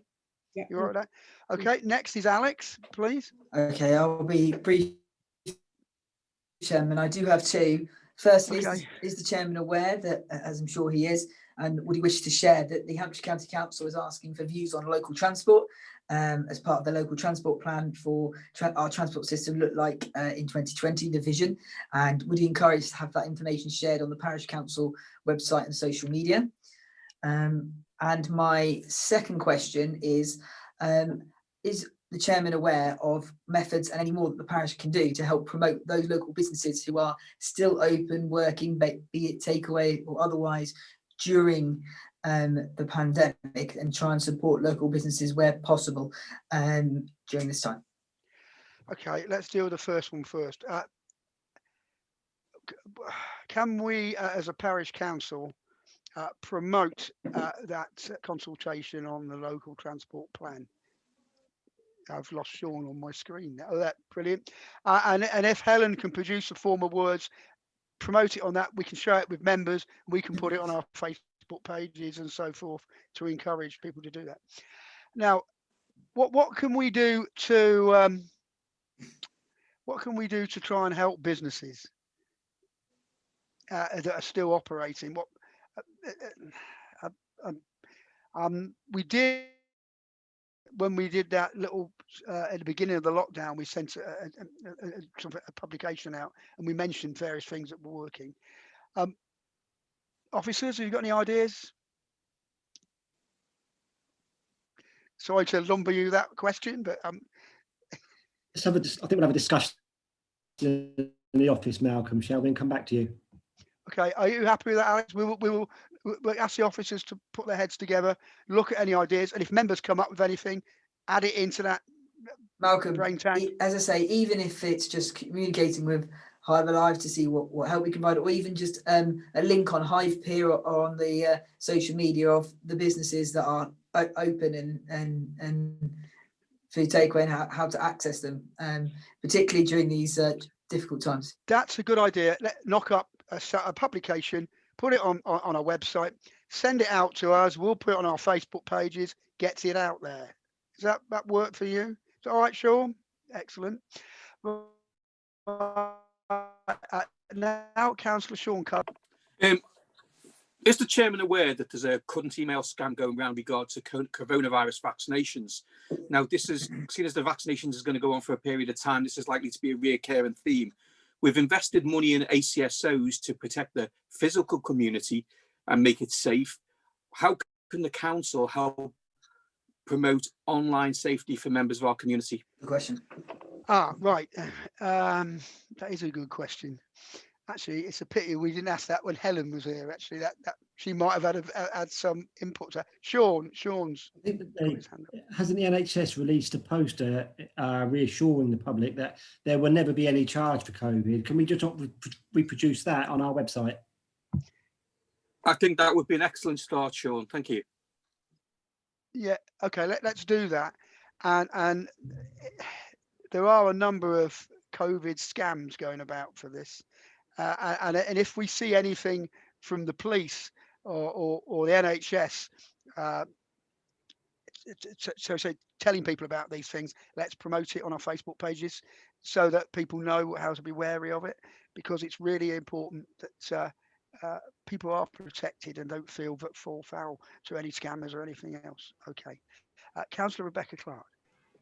Thank you, Chairman. It was just a general comment in relation to the previous question to yourself regarding development and consultations and items coming up to committee, just to say, and I'm sure all councillors have had experience of this, quite often, you know, we hear of a wide range of views. There are some quite interesting discussions that happen on Facebook regarding local developments, often very heated. But even currently in the pandemic, even though it's very unwieldy, it's even more crucial that people do put these points of view forward in the consultations. I've heard a lot of people say, well, it won't make any difference, but actually it does. And, you know, it's only if people do use these facilities and do put comments in that we can actually get a really good debate and we can represent views within the community. So I would just say, I mean, even this month, I've had somebody message me who was concerned about a particular development, but didn't know how to go about registering, you know, their thoughts on it. So please, if residents, if they need some help, ask their local councillor, will show them where to go, but don't ever feel that a consultation is not worth it, because it really is, especially now when that's the only way most of us can communicate how we feel about things going on in the local area. So it's never not worth it. No, I think you've made a very important point there. When you're in lockdown and you don't see your family or your friends, and you don't, apart from people you pass in the street, people do feel alone, and they can feel not heard. So we need to put out there that everyone has a voice, and we want to hear it. And it may be that we ask the comms committee to look at a form of words or something we can put out there to say, look, we're here for the public. If they got some issues, they can come to us, and we'll do what we can to help them and talk about it for them. And I would suggest a structured way of doing that is the best way, because you raise a really valid point. Consultations that we're involved in are always meaningful.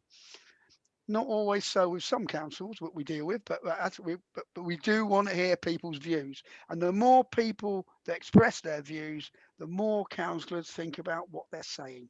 So it's important that we hear people's views and a balanced views. Okay? So perhaps that can go to a comms committee to look at a structured way we can try and promote that. Does that work for everybody? Is that all right, Mark? Okay, right. Now, I'm hoping I've got this right and there are no more RCSs. Rightio. Right, it's now go to item 10, which is the planning committee. Over to you, Alex. Thank you very much, Chairman. So as you say, the planning minutes are pages 13 to 16. I will go through them shortly, and if there's any challenges, then please could you raise your hand. Again, I thank the councillors and the officers for getting these in on time early in January this year. I'd like to point out that Councillor Malcolm Wade did not comment on any application as a member of NFDC planning, and myself, and he did not comment on planning application 229, due to was a planning application by a former councillor. On Chairman, that application, can I just add the fact that I wasn't at the last district council planning meeting because I was at a county council meeting. It was at the same time, so I was doubly not commenting on anything. Well, thank you, but that's not quite relevant. These parish ones haven't quite got that far yet, Malcolm. But thank you. And on application number D, we have there was a conversation with the with officers and applicant, and the comment with regards to the ownership. It was accepted that it is not a planning issue, and that we have asked NFDC to remove that from our comments. Everything else remains the same as the overall comment, but it's accepted that that isn't relevant, and the parish council are no longer making that as part of their comments. So do note that the minutes are not completely reflective of what will be our final comments in that case. So I'm going to go through it from page 13. Among these applicants, by the way, was somewhere for dog rehabilitation and a micro pub, in case you're interested. So we're going to start. So page 13, page 14, and page 15. Do we all accept that they're a true reflection? Thank you. I'll take no comments as accepted. I would also like to add that the land at St Jude's has come back There was an appeal for that site after NFDC rejected the planning application for 4 properties, and the appeal was rejected. The main issue lies with regards to elements of biodiversity on that area. So we welcome the appeal decision there, as it supported the parish's view and the district's view, and I believe quite a lot of local members of the community. With regards to Lady Cross Road, I would also like to add that I have written, following on from Councillor Mark Clark's comments, that while we accepted the principle of affordable housing, we had concerns that we would like to have seen discussed in more detail regarding the development process, parking and road safety for pedestrians and drivers in that area during the development and afterwards. And I'm awaiting for a response from the head in planning. I believe Councillor Mark Clark is aware, as he was CC'd in it. Thank you. Thank you for that, Alex. Right, now we go to item 11, the Climate Change Committee, and I call on Councillor Osborne to present the minutes. There are 3 recommendations that you're going to have to vote on.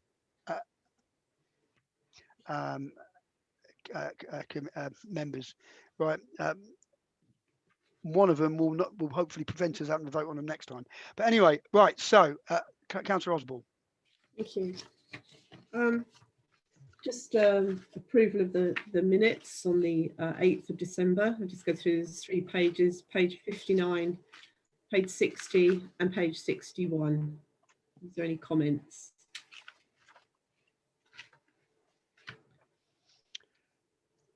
Can we say they're all approved then?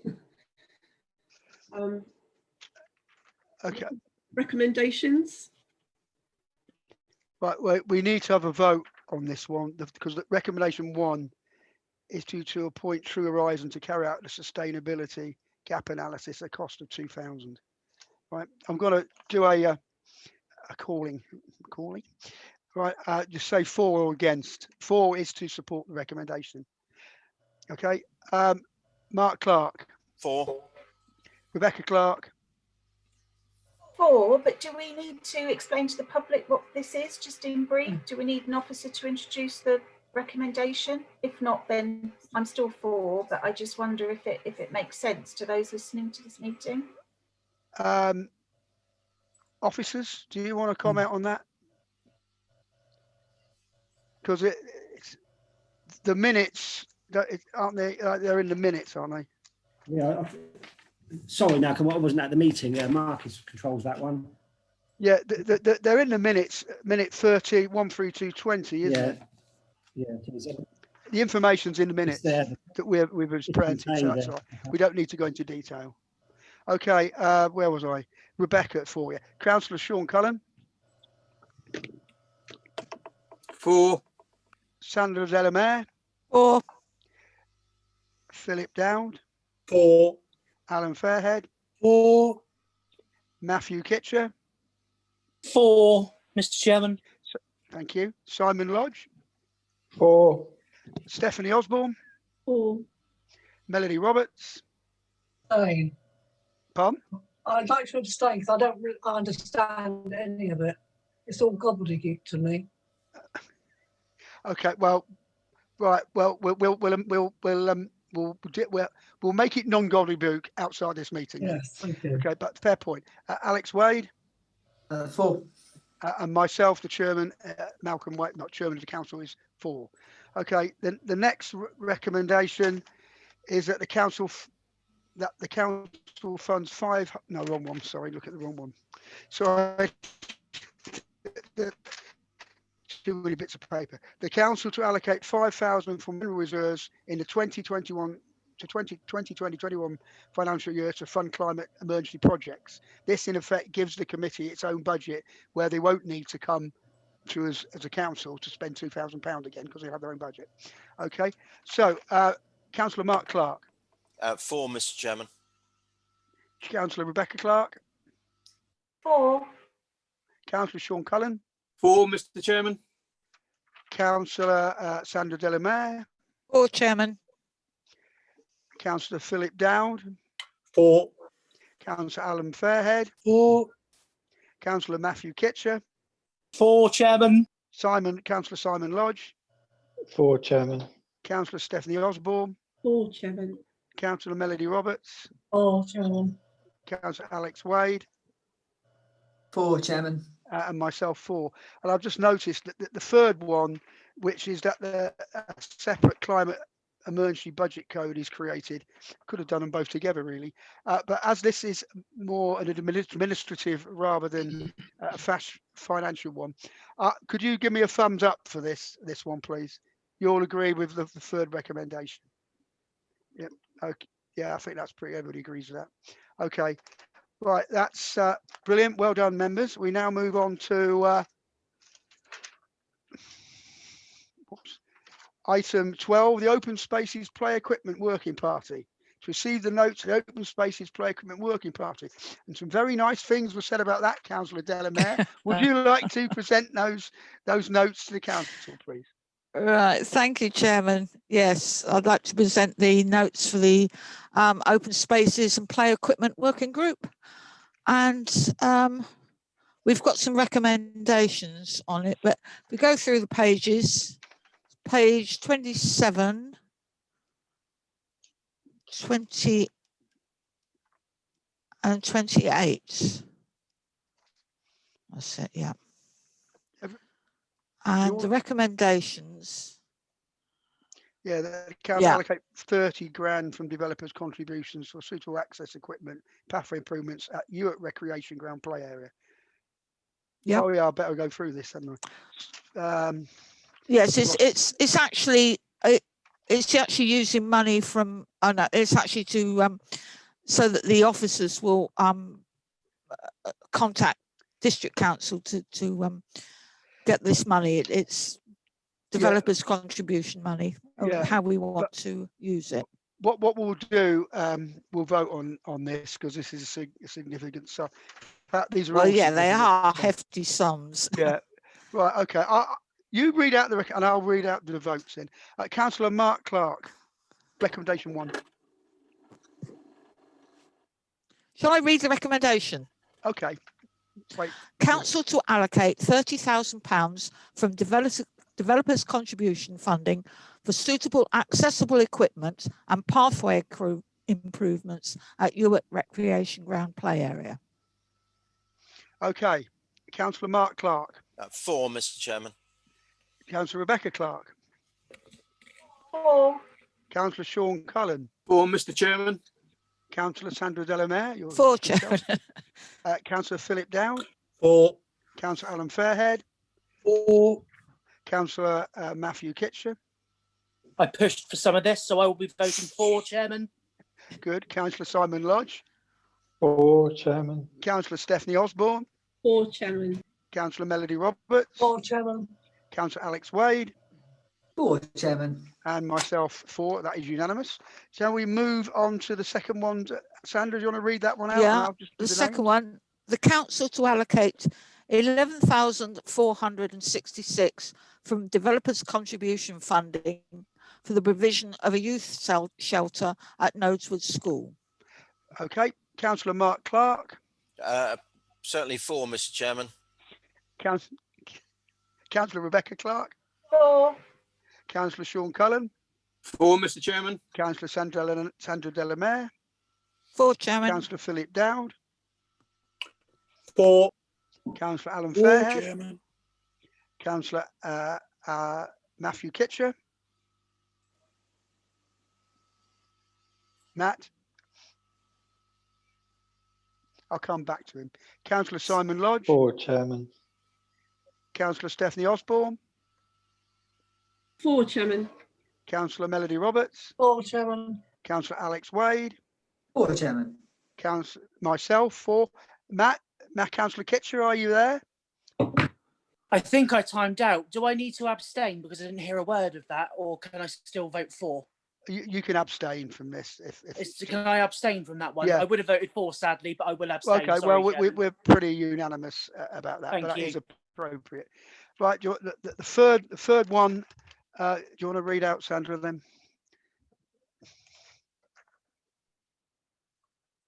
You're muted.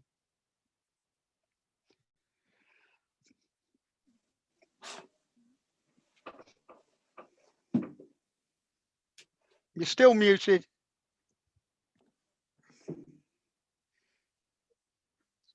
Sandra, you're muted. We can't hear us better. Yeah, sorry, I was having to switch between two screens because I've got rather 2 pages. Right, I'll get back to the thingy and read out. Right, third recommendation, the council to allocate £45,319.51 from community infrastructure levy funding to the repair of the flood defences at Prospect Place. Rightio. Councillor Mark Clark. Approved, Mr. Chairman. Councillor Rebecca Clark. For. Councillor Sean Cullen. For, Mr. Chairman. Councillor Sandra For, Delamere. Chairman. Councillor Philip Dowd. For. Councillor Alan Fairhead. For. Councillor Matthew Kitcher. Definitely for, Chairman. Councillor Simon Lodge. For, Chairman. Councillor Stephanie Osborne. For, Chairman. Councillor Melody Roberts. For, Chairman. Councillor Alex Wade. For, Chairman. And myself for. That's unanimous. Well, that's excellent. We now move to the Economic Working Group. Malcolm, I have an RTS on this.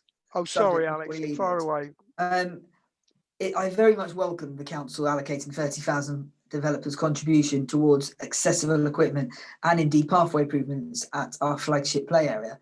But I want to ask clarification that this is part of a wider improvement to this play area that we have planned. This council used to have, and Sean will be able to correct me on this, a rolling program of refurbishments to play areas in the distant past. Is that not right, Sean? Yeah, that's absolutely correct. And what we're trying to do now, Malcolm, is trying to get that back on phase. To enable us to do that, the council's allocated nearly £100,000 now, including the money from next year's budget, to revamp Europe Rec. This extra money is for issues that were raised by local members regarding some pathways in Europe and some more equipment that would be more accessible. So with the 2 streams of funding, A, the council budget, and B, the developers' contribution funding that we're seeking, we should be able to achieve a real excellent project for the community. Thank you. Okay, so that's excellent news. Okay, we now go to no more of those. Item, I'm just checking to make sure there's no more RTSs. Right, yeah. Item for 13 was Economic Working Group. I'm the chairman, aren't I? I like to present the minutes, the notes of that working group. It's on pages 29 and 30. Is everybody who attended that agreement that it's a true record? Silence I'll take as a yes. Okay. Now we're going to go through recommendations. These are not quite as monetary expensive as the others. So I'm proposing that we take the 3 en bloc with 1 vote. Does anyone have an objection to that? Officers, is that okay? Okay, so the recommendations, I'll read them out and then we'll just do 1 vote. That a Revital Hive training session at which all councillors could be present should be booked in the new year. That's to explain to members that the strategy that was originally at the very beginning of Revital Hive, how we can take it forward. 2, that the council funds the 500 application fee for Arts Trail to Progressive Grant from the Arts Council for the Sculpture Trail. This is the very thing that Councillor Fairhead raised in his questions to the chairman. And 3, that funds for the 500 application fee be taken from general reserves. Okay, so I'll ask you to vote for these en bloc. Councillor Mark Clark. Agreed, Mr. Chairman. Thank you. Councillor Rebecca Clark. For. Councillor Sean Cullen. For, Mr. Chairman. Councillor Sandra Delamere. For, Chairman. Councillor Philip Dowd. For. Councillor Alan Fairhead. For. Councillor Matthew Kitcher. For. Councillor Simon Lodge. For. Councillor Stephanie Osborne. For, Chairman. Councillor Melody Roberts. For, Chairman. Councillor Alex Wade. 4, Chairman. And for myself, so that's unanimous. Thank you very much. Well, we're nearing the end, members, of it's quite a long and intense meeting. We are now at item 14, which is the Communications Working Group. Over to you, Mark. Okay, if I could just present the minutes of the working group that was held, pages 31 to 34. I hope those will agree as a true record, those that attended. Thank you. There are 4 recommendations that we're going to make. Can I just say from the outset that during the discussion of this meeting, we did discuss the newsletter. That has been proofed. I hope people can see the newsletter. It will hopefully be delivered soon enough. It's some good work went on by the officers, notably Helen, to help present that, and we're going to see the results of that shortly, I hope. So there were 4 recommendations. I'd like to take them on block. I just want to draw your attention particularly to one, the final one. But first of all, it was the enamel pin that is the design there on page 34. Those fridge magnets were also going to be publicised, the new ACSO service that people could put on their fridges, and that money for the fridge magnets was to be taken from the ACSO earmark reserves. That sort of sums up those. But finally was the issue of putting these Zoom meetings live to Facebook as they take place, so people could watch us full and live as it happens, as it were, rather than be broadcast the following day. That sits in neatly with certain deadlines, the journalists who would like to follow these meetings but would prefer to follow them in real time, and we're considering that at the moment. So those 4 recommendations, and back to you, Mr. Chairman. Well, I just want to add a point to that. That last one, we wouldn't be looking to do this. We were looking to bring this to the February meeting for the council to decide to do it, because we can't recommend something to the same meeting. So we need to come to February meeting. And I think as we have a new clerk appearing, that's her first meeting. We should not make that a live one as well, just so you can get used to us all. So you can keep us under control. Anyway, so what? So what you're saying, Mr. Chairman, this is an approval for that recommendation to go forward to the February. Yes, and if if the February council meeting members you all agree, then we would agree on that meeting, the first meeting to go live. Does that make sense? That's the way it would work. So this is making a recommendation to council to discuss making the meetings live, and we can have that discussion in the February meeting and talk about the pros and the cons. Okay, members. Malcolm, sorry. Quickly, add an RTS. Oh, sorry. Just really quickly, are we voting on these on block again? Yeah, let's vote them on block. Should we feel that we didn't agree with one of them? Does that mean we have to abstain with all of them? Do you want to vote on them individually, members? Would that be better? Obviously, there's an issue. I don't want anyone to feel that their voice is not heard. We'll do it individually. Just because I was going to abstain on one of them, that was all. Well, let's vote on all of them individually. Okay. Okay, Chairman. Yep. Just very quickly before we vote on them, I'm going to be slightly pedantic and say that I attended this meeting and spoke on community spirit. Should that not be acknowledged in the minutes?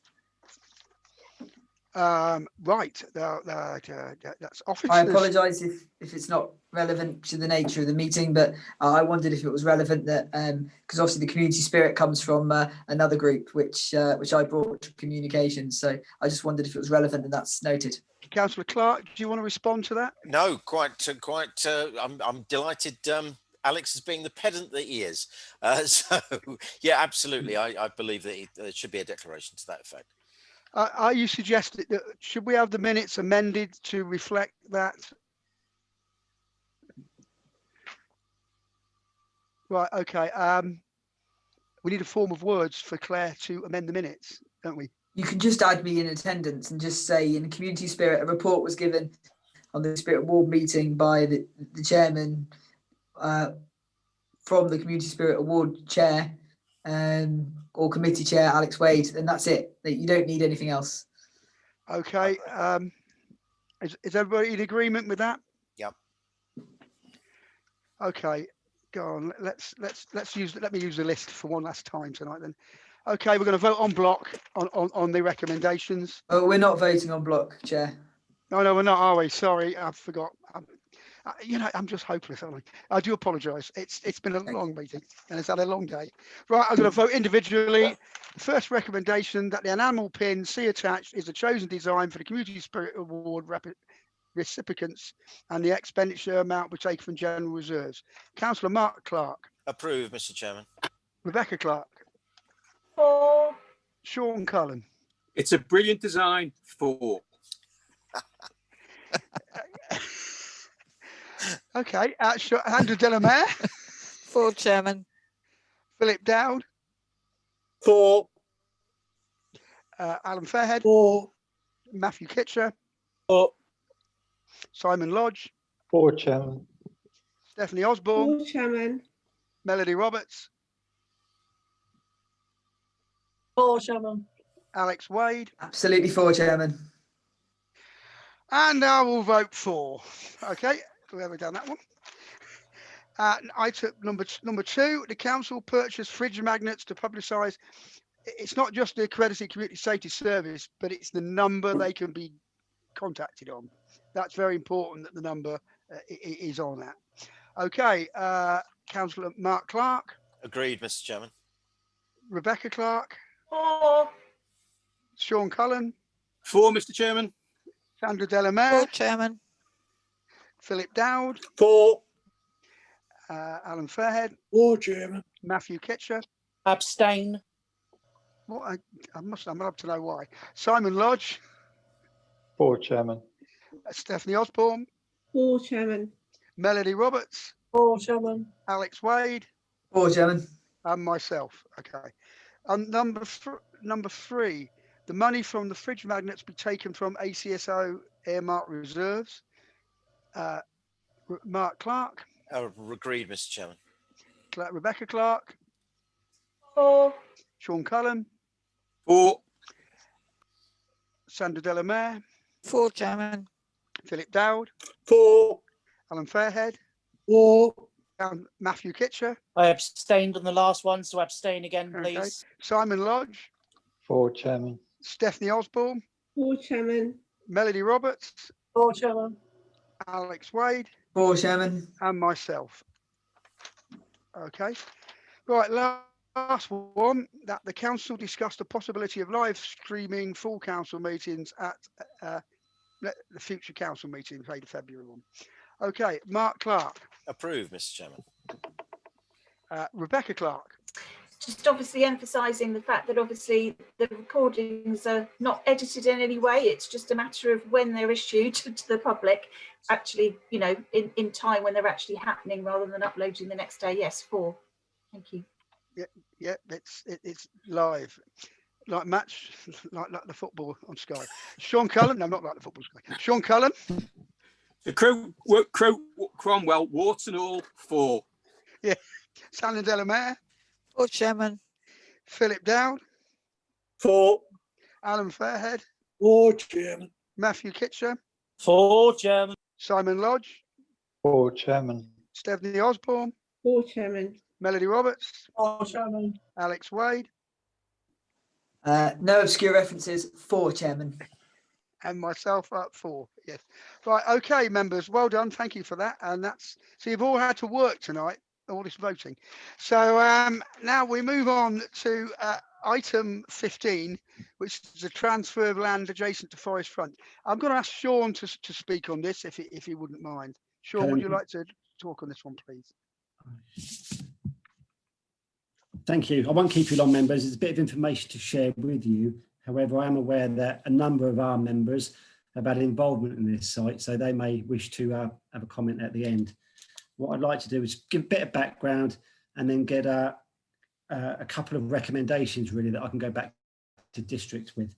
Okay, just some background. The developer of the site, and it's the site off Fawley Road adjacent to Forest Lodge Farm, the developer is keen to transfer the public open space and the allotments. It's quite unusual to have allotments included in some of our POS, but it was as a direct request of this council some years ago because we ran out of allotment space. So we went to the district and they agreed to include them in any future development, and this is the one. Okay.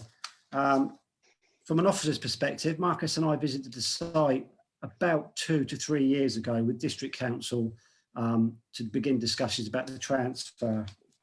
At that time, both Marcus and I raised concerns with the district officers about the allotments. And some of the concerns were there were no dedicated parking spaces for allotment users. So therefore we felt that people that use vehicles to get allotments would be in conflict with residents by taking up the parking spaces. We're not sure if this has been resolved yet. And again, I'll go on to the recommendation which will enable us to carry on. We had concerns over the site being accessible. What we'd asked for is a fully accessible plot to be included. And therefore we need adequate pathways and gateways. So again, we're not sure if that's in. And at that time, the quality of the topsoil that was present on the plots, we felt was substandard. So that concern was raised at the time. Again, we're not sure what's gone on since then, but and certainly about the play area, I know there are a number of concerns by members, but the officers' initial concerns, and these still stand, it's on the play equipment's on the bottom of a steep slope. We've got concerns about accessibility. We've got concerns about maintaining the slope. We've got concerns of water runoff into the adjacent neighbouring property. And as we know, there are severe ongoing issues there. If we were to take it on, it's probably necessary that we buy specialised equipment to enable the bank to be cut. We don't feel that we could leave that area to run wild because of litter, dog fouling issues. So we would need to maintain it. And that's about it, members. I'm not sure if members want to add a bit now, but I'd like to give you 2 recommendations that enables me to go back and this council to talk to the district council and therefore the developer. So members, if you've got personalised experiences up there, I don't know if you want to chip in at all. Councillor Clark has got an RTS. Yeah, thank you. And thank you, Sean. That's my patch and the district patch. And it's also caused concern. One of the things that neighbours have indicated to me is certainly the row of at the back end of the allotments, there would very likely to be sheds, etc., etc. And what they're really concerned about is obviously if products are kept in those sheds, which are up against adjacent their own properties, then there's the possibility of rats, etc., etc. The idea of the public open space at the bottom is that the windows of the houses, as you rightly point out, were in some architect's dream were meant to see the children at the bottom of the plot. Well, physically you can't, and if you take away that whole strip, getting a disabled perhaps a wheelchair or even a pram or something down there would leave the open spaces the size of a damp flannel. So it seems to me just a non-starter. This whole site is a mess, and I'm firmly against taking over this land until many other issues are sorted out. Thank you. Okay, Councillor Alan Fairhead. Thank you, Chairman. Yeah, I'll go along with what Councillor's saying, but I think that we shouldn't even consider this until the flooding issue on the adjacent farm is sorted out. We shouldn't even be thinking about it until the proper drainage system is in place to then sort of start discussions on this. So for me, it's a non-starter. Okay, Councillor Philip Down. Yes, I believe there's also an issue with the fencing as well, ownership of the fencing. Can I recommend that we agree whether or not we're going to vote on this en bloc? Because if the view from councillors is that we won't entertain either of them, we can vote on the 2. And if there's some feeling that we can do the allotments but not the play area, we'll need to split and vote on both of those recommendations. So can we have a view on that one, please? Before I bring Alex in, who's next, Sean's got his hand up. Sean, did you want to? Yeah, that's perfect. Thank you, Philip. I was going to suggest to members that we take the areas in isolation, and the recommendation was built on that. So that's what I'd like to do if possible. Thank you, Philip. I would just like to echo the points that my colleagues have made so far.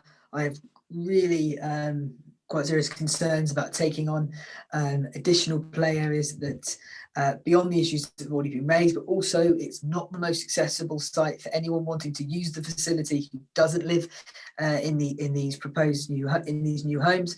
They would have to cross over one of the busiest and fastest roads within our parish. It's not, as I say, the most safest route or safest location. And indeed, we have to make sure that we look after our existing play areas, those that are provided for the wider community. We have one not too far at Forest Front, and it's important that we do so, and they're properly risk managed, and they are. There are too many ifs and buts and concerns about this site. The points about the location and risk of drainage are a concern, and indeed where people visiting this park or indeed allotments aren't guaranteed to be from local homeowners. So where would they park? And we wouldn't even want anyone to even try parking on the side of the road, let alone, as Councillor Clark rightly said, impacting those who live in the area. So I have a lot of concerns about this, and I would be happy to support a vote on block as well. Okay, members, I need to add a bit of background for those that don't know. There is a dispute between the landowner of the farm, Dibden Parish Lodge Farm, and NFDC over the planning decision, as you are aware. And I have actually supported the landowner in his challenges, and I suspect that the district council have pushed it aside, and this will go, I would suspect, go to the ombudsman. Clearly, we don't want the parish council to get involved in that situation because we have no need to be. If the play area is moved from its current location, it will go back to NFDC planning because it will require new planning permission if it's put in a different area. That's my understanding, unless somebody tells you otherwise, that's what will happen. I think it's absolutely right that we deal with these two things separately. For the simple reason is, and I asked Sean to comment. Are you comfortable with the situation for the allotments? I know this play area, I think we understand there's a real issue. Are you comfortable with the allotment situation? I'm not comfortable. What I'd like members, I'll take Alan's point, because Alan's not for negotiating at all until the flooding's sorted out, and that's fine. You can take that tack.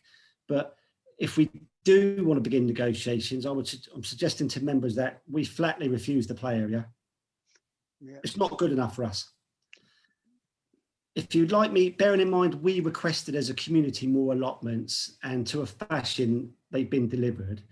So if you'd like to give me the power, or give officers the power to see what state they're in, because we haven't been there for a couple of years, put this council's viewpoint down on what we need on those allotments so we can be taking them over.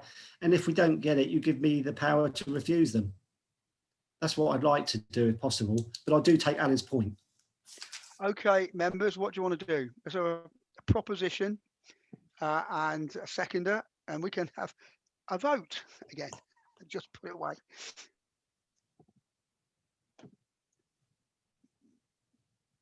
Alan's going to say something.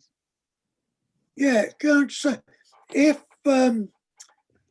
taking Alex's point that we've got a decent play area close enough that these people in these houses can use the existing play area, we don't need one at the bottom of this slope.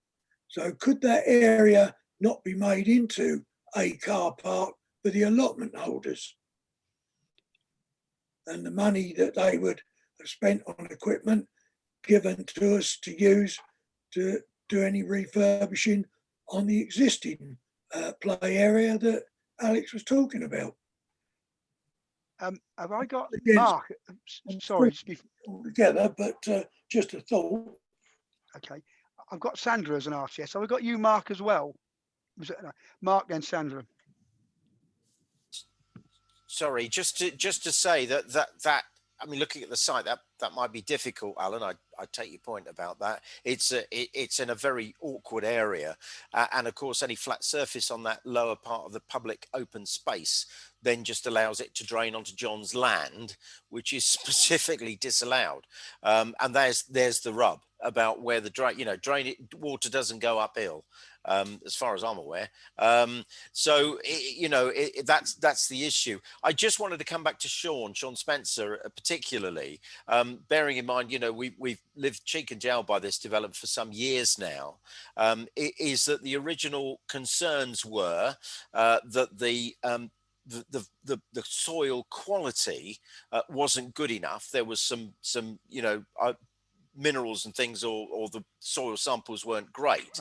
My concern was, in any allotment there is a great deal of soil churn, because as you grow things and you dig them up and you dig it all over, my concern would be after some years, the substrata stuff would come back up again. And that's my concern, really. I am not technically capable to understand everything that goes on, but just want to raise my concern with Sean, is that we don't want to accept them and then find out that they're really in some very poor state after, say, 5 years of continual planting and growing.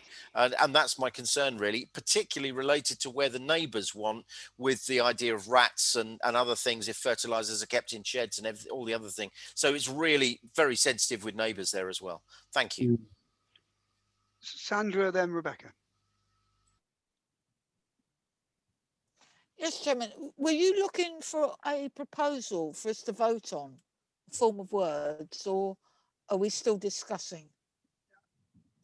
Well, we do need a proposal and a seconder. But this is, there's debate as well. You want to carry on discussing it, we'll discuss it a bit longer, but we do need a proposal. And yeah, Sean, no, I was going to put forward a proposal, but if Rebecca wants to talk, all right, we'll go to Rebecca, then come back to you. Thank you, Chairman.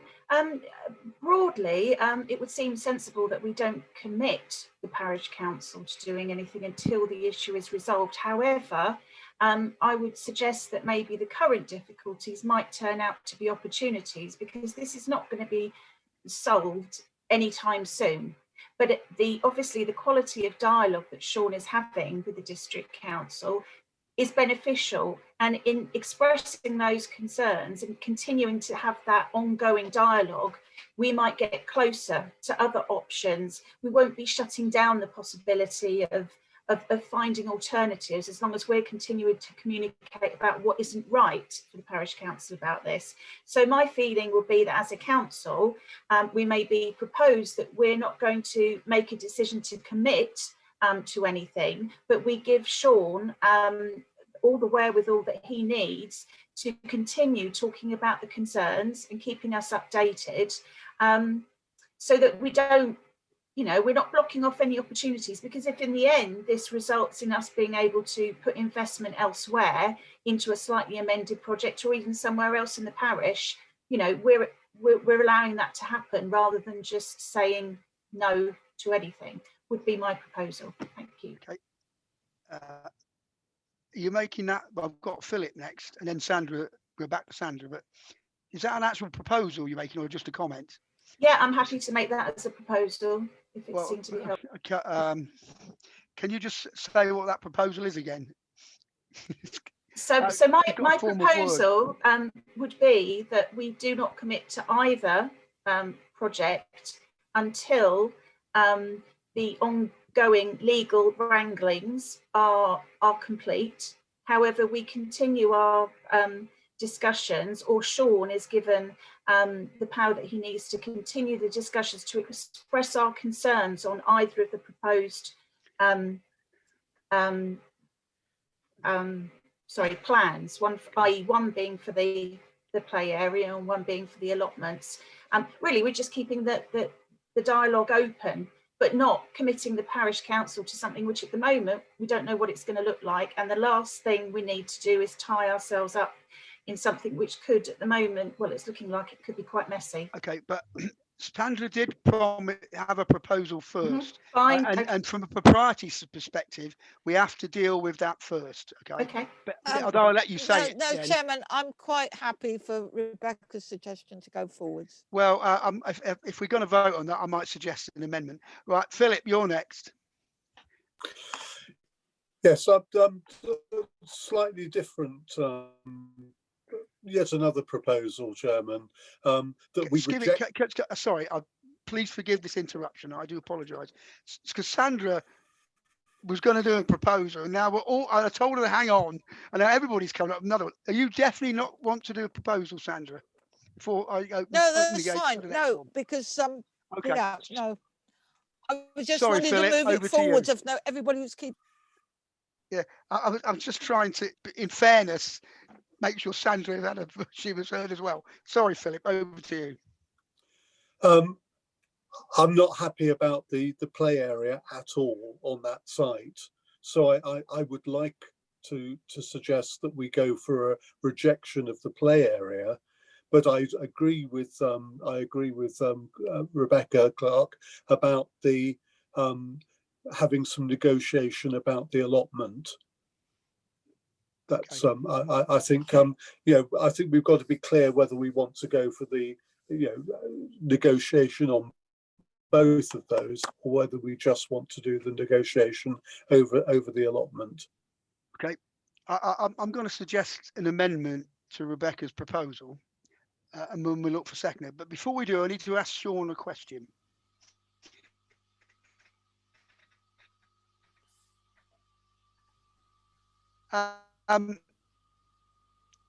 Offer of allotments is only in that area, isn't it? Yeah.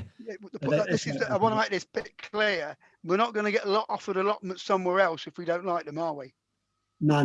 There's no plans, as far as I know, for any more allotments in Hythe. This was our last chance, really. Can I just, Malcolm? Sorry, just to try and move it on. I'm sorry, Sean. I'll yield shortly. Am I right in thinking we can flatly refuse? I can flatly refuse the play area. That's off the table now. Right. Let's hear Sean. I'll put an amendment to that effect to Rebecca's proposal, and we look for a seconder. Okay. Sean, I was trying to get clarification. I thought Philip was actually making a counter proposal that we reject. That we reject the play area and delegate negotiation about the allotment to Sean. Right. Okay. Rebecca, and correct me if I'm wrong with this, would say that we hold off until the legal wrangling's finished. That could take a long time, and carry on negotiating with NFDC to try and get allotments. Have I paraphrased? It's not to hold off and not do anything. It's whilst there are legal wranglings that we continue talking to them on both counts. Yeah. Okay. Right. Now, hang on, before we're going to vote on anything, This is the last one. coming again, right? I'm trying to make it clear. So we flatly refuse the allotments, the play area, I suggest. And the second one, because I'm feeling some unfeeling here, you're not comfortable.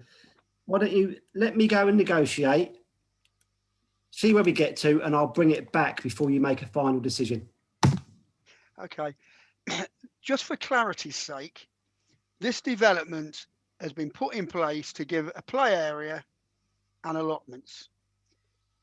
That's the only game in town for them. Now, they aren't going to be anywhere else, and we can talk to the cows come home. We're not going to be offered allotments anywhere else. So it's either those, if they're any good, or not at all. Now, realistically, sensibly, I believe we should reject the play area because it's totally not fit for purpose. The officers say that. Philip proposed that. With my experience, I actually agree that is the right thing to do, because we're not going to, if the only thing they can do is move the play area and then come back to us, but in its current site, it's not fit for purpose, and it would be wrong for us to support that. So and it won't get moved unless we reject it, or they might not move it, but the district might say, well, we'll put one there. That is a potential, isn't it? Possible situation. as regards the allotments, we need experts like Marcus and Sean to tell us that's it, or we can give Sean delegated powers to do it. I'm happy either way. But I think Philip's proposal, we haven't had a seconder for either of these yet, actually, it's the right way to go. And to answer Rebecca, if I thought we could talk to the district and get something with it, I'd be 100% agreeing with you. But that's just not how it's going to work. How it works with this. This is this is the development. This is what we're going to offer you. There's no negotiation. We say we either accept the player or we don't. If we don't accept it, there's a possibility they might move it, or the district has to take it over. But there has to be a play area there because that's in the planning permission. So the play area will be somewhere on that site. But it's no good if we take a bum steer. It costs too much, and it's actually in a dangerous place because it's not overlooked. So we should definitely reject that play area. And then it's the members' decision. Do we let officers decide on the allotments, or we get them to bring a paper back? Either is fine because there's no rush time limit to this. And by the time it's gone to the ombudsman, I wouldn't hesitate to guess how long that would take. Officers might know more than I do because I don't think that the landowner has got his application together yet. I just wanted to say that, members, just to add a bit of clarity to your decision-making process. I promise I will shut up now. So I would like a presentation and a seconder, because we haven't had Malcolm, you've got two RTSs, one from Sean Cullen and one from Rebecca Clark. Oh, okay, well, Sean, then Rebecca. So, well, thank you for that. I'm prepared to second Philip's. Okay, Rebecca, you're next. I was just going to say that as it's in the planning, I'm just cautious about not ongoing discussion about a play area for children. I just feel uncomfortable about stopping discussion about that, even if it's not appropriate. I think we should just say it's not appropriate, but not just discount it. So I'm quite happy to withdraw my proposal if it makes things easier, because I am aware I may be in the minority here. So can I withdraw my proposal, Chairman, and let somebody else with this amended proposal, so it's clearer, because I don't think it's going to be clear if we have an amendment to mine. So are we?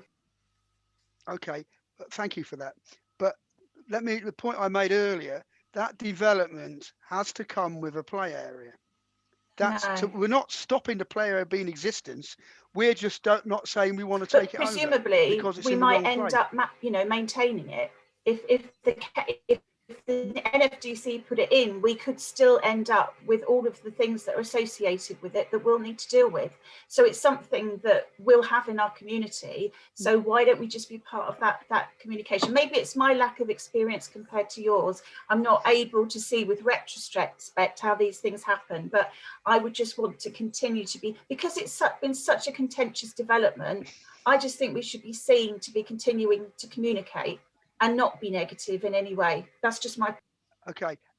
No. You made a valid point, and I think that deserves answering. And I'm going to ask Sean to answer it, just by putting in a question. What I said originally, that development has to have a play area. It can be offered to us. We do not have to take it over. Even if they move it somewhere else, we don't need to take it over. That's our decision as a council. If the NFDC decide to build a play area, then they have to maintain it, right? But there has to be a play area. So us not wanting this, to use an American phrase, bum steer play area, isn't going to stop a play area for the young children there. But it might stop it being put in the wrong place, because NFDC might think, they don't want to look after it at the bottom of a hill. Perhaps we need to get them to move it, which is why we'll go back to planning permission.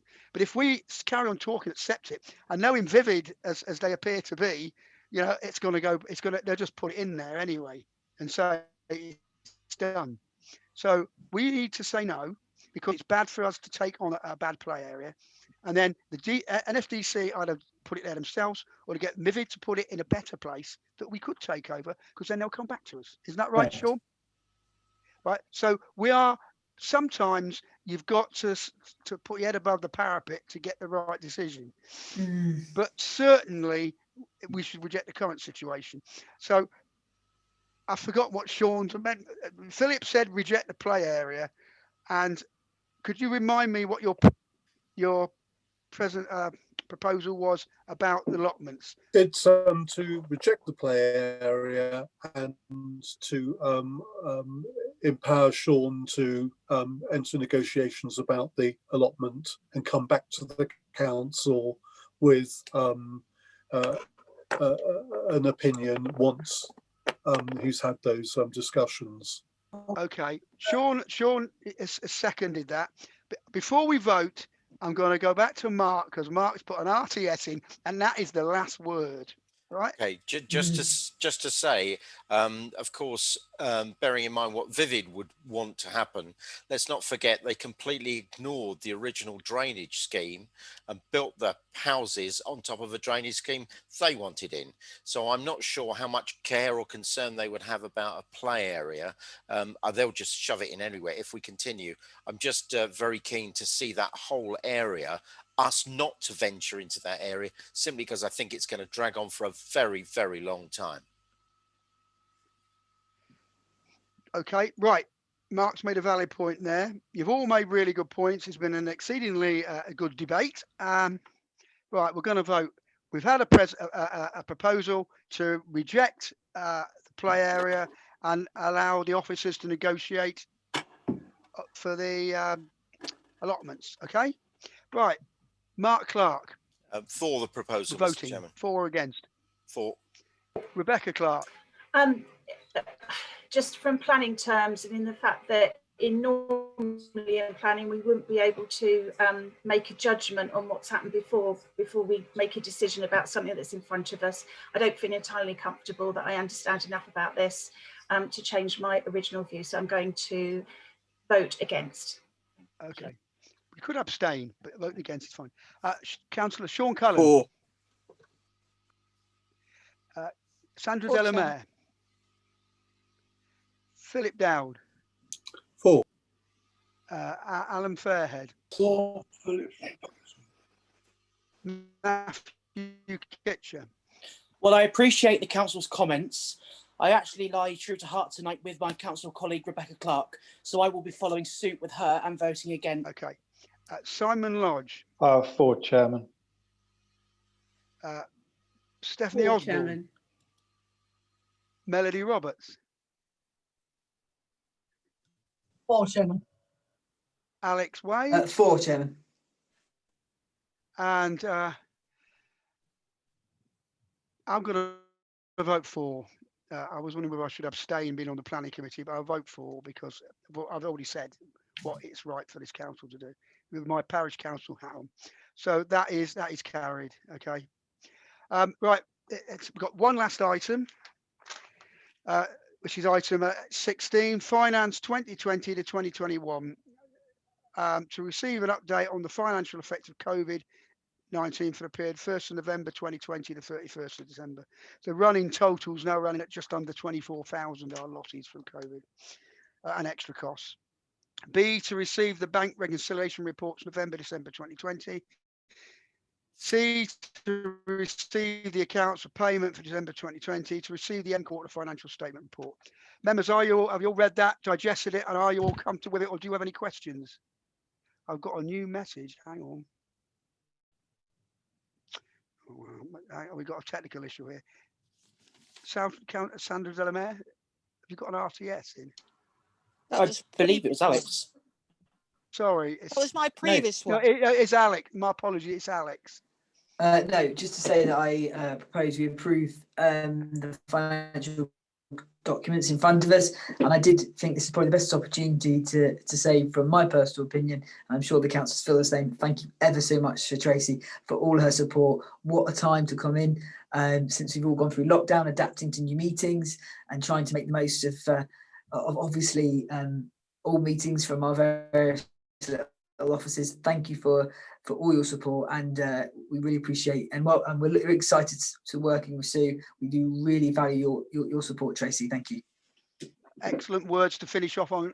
Now, when I'm going to call this meeting to a close. Thank you very much, members. Don't leave, any of you. Please stop the recording.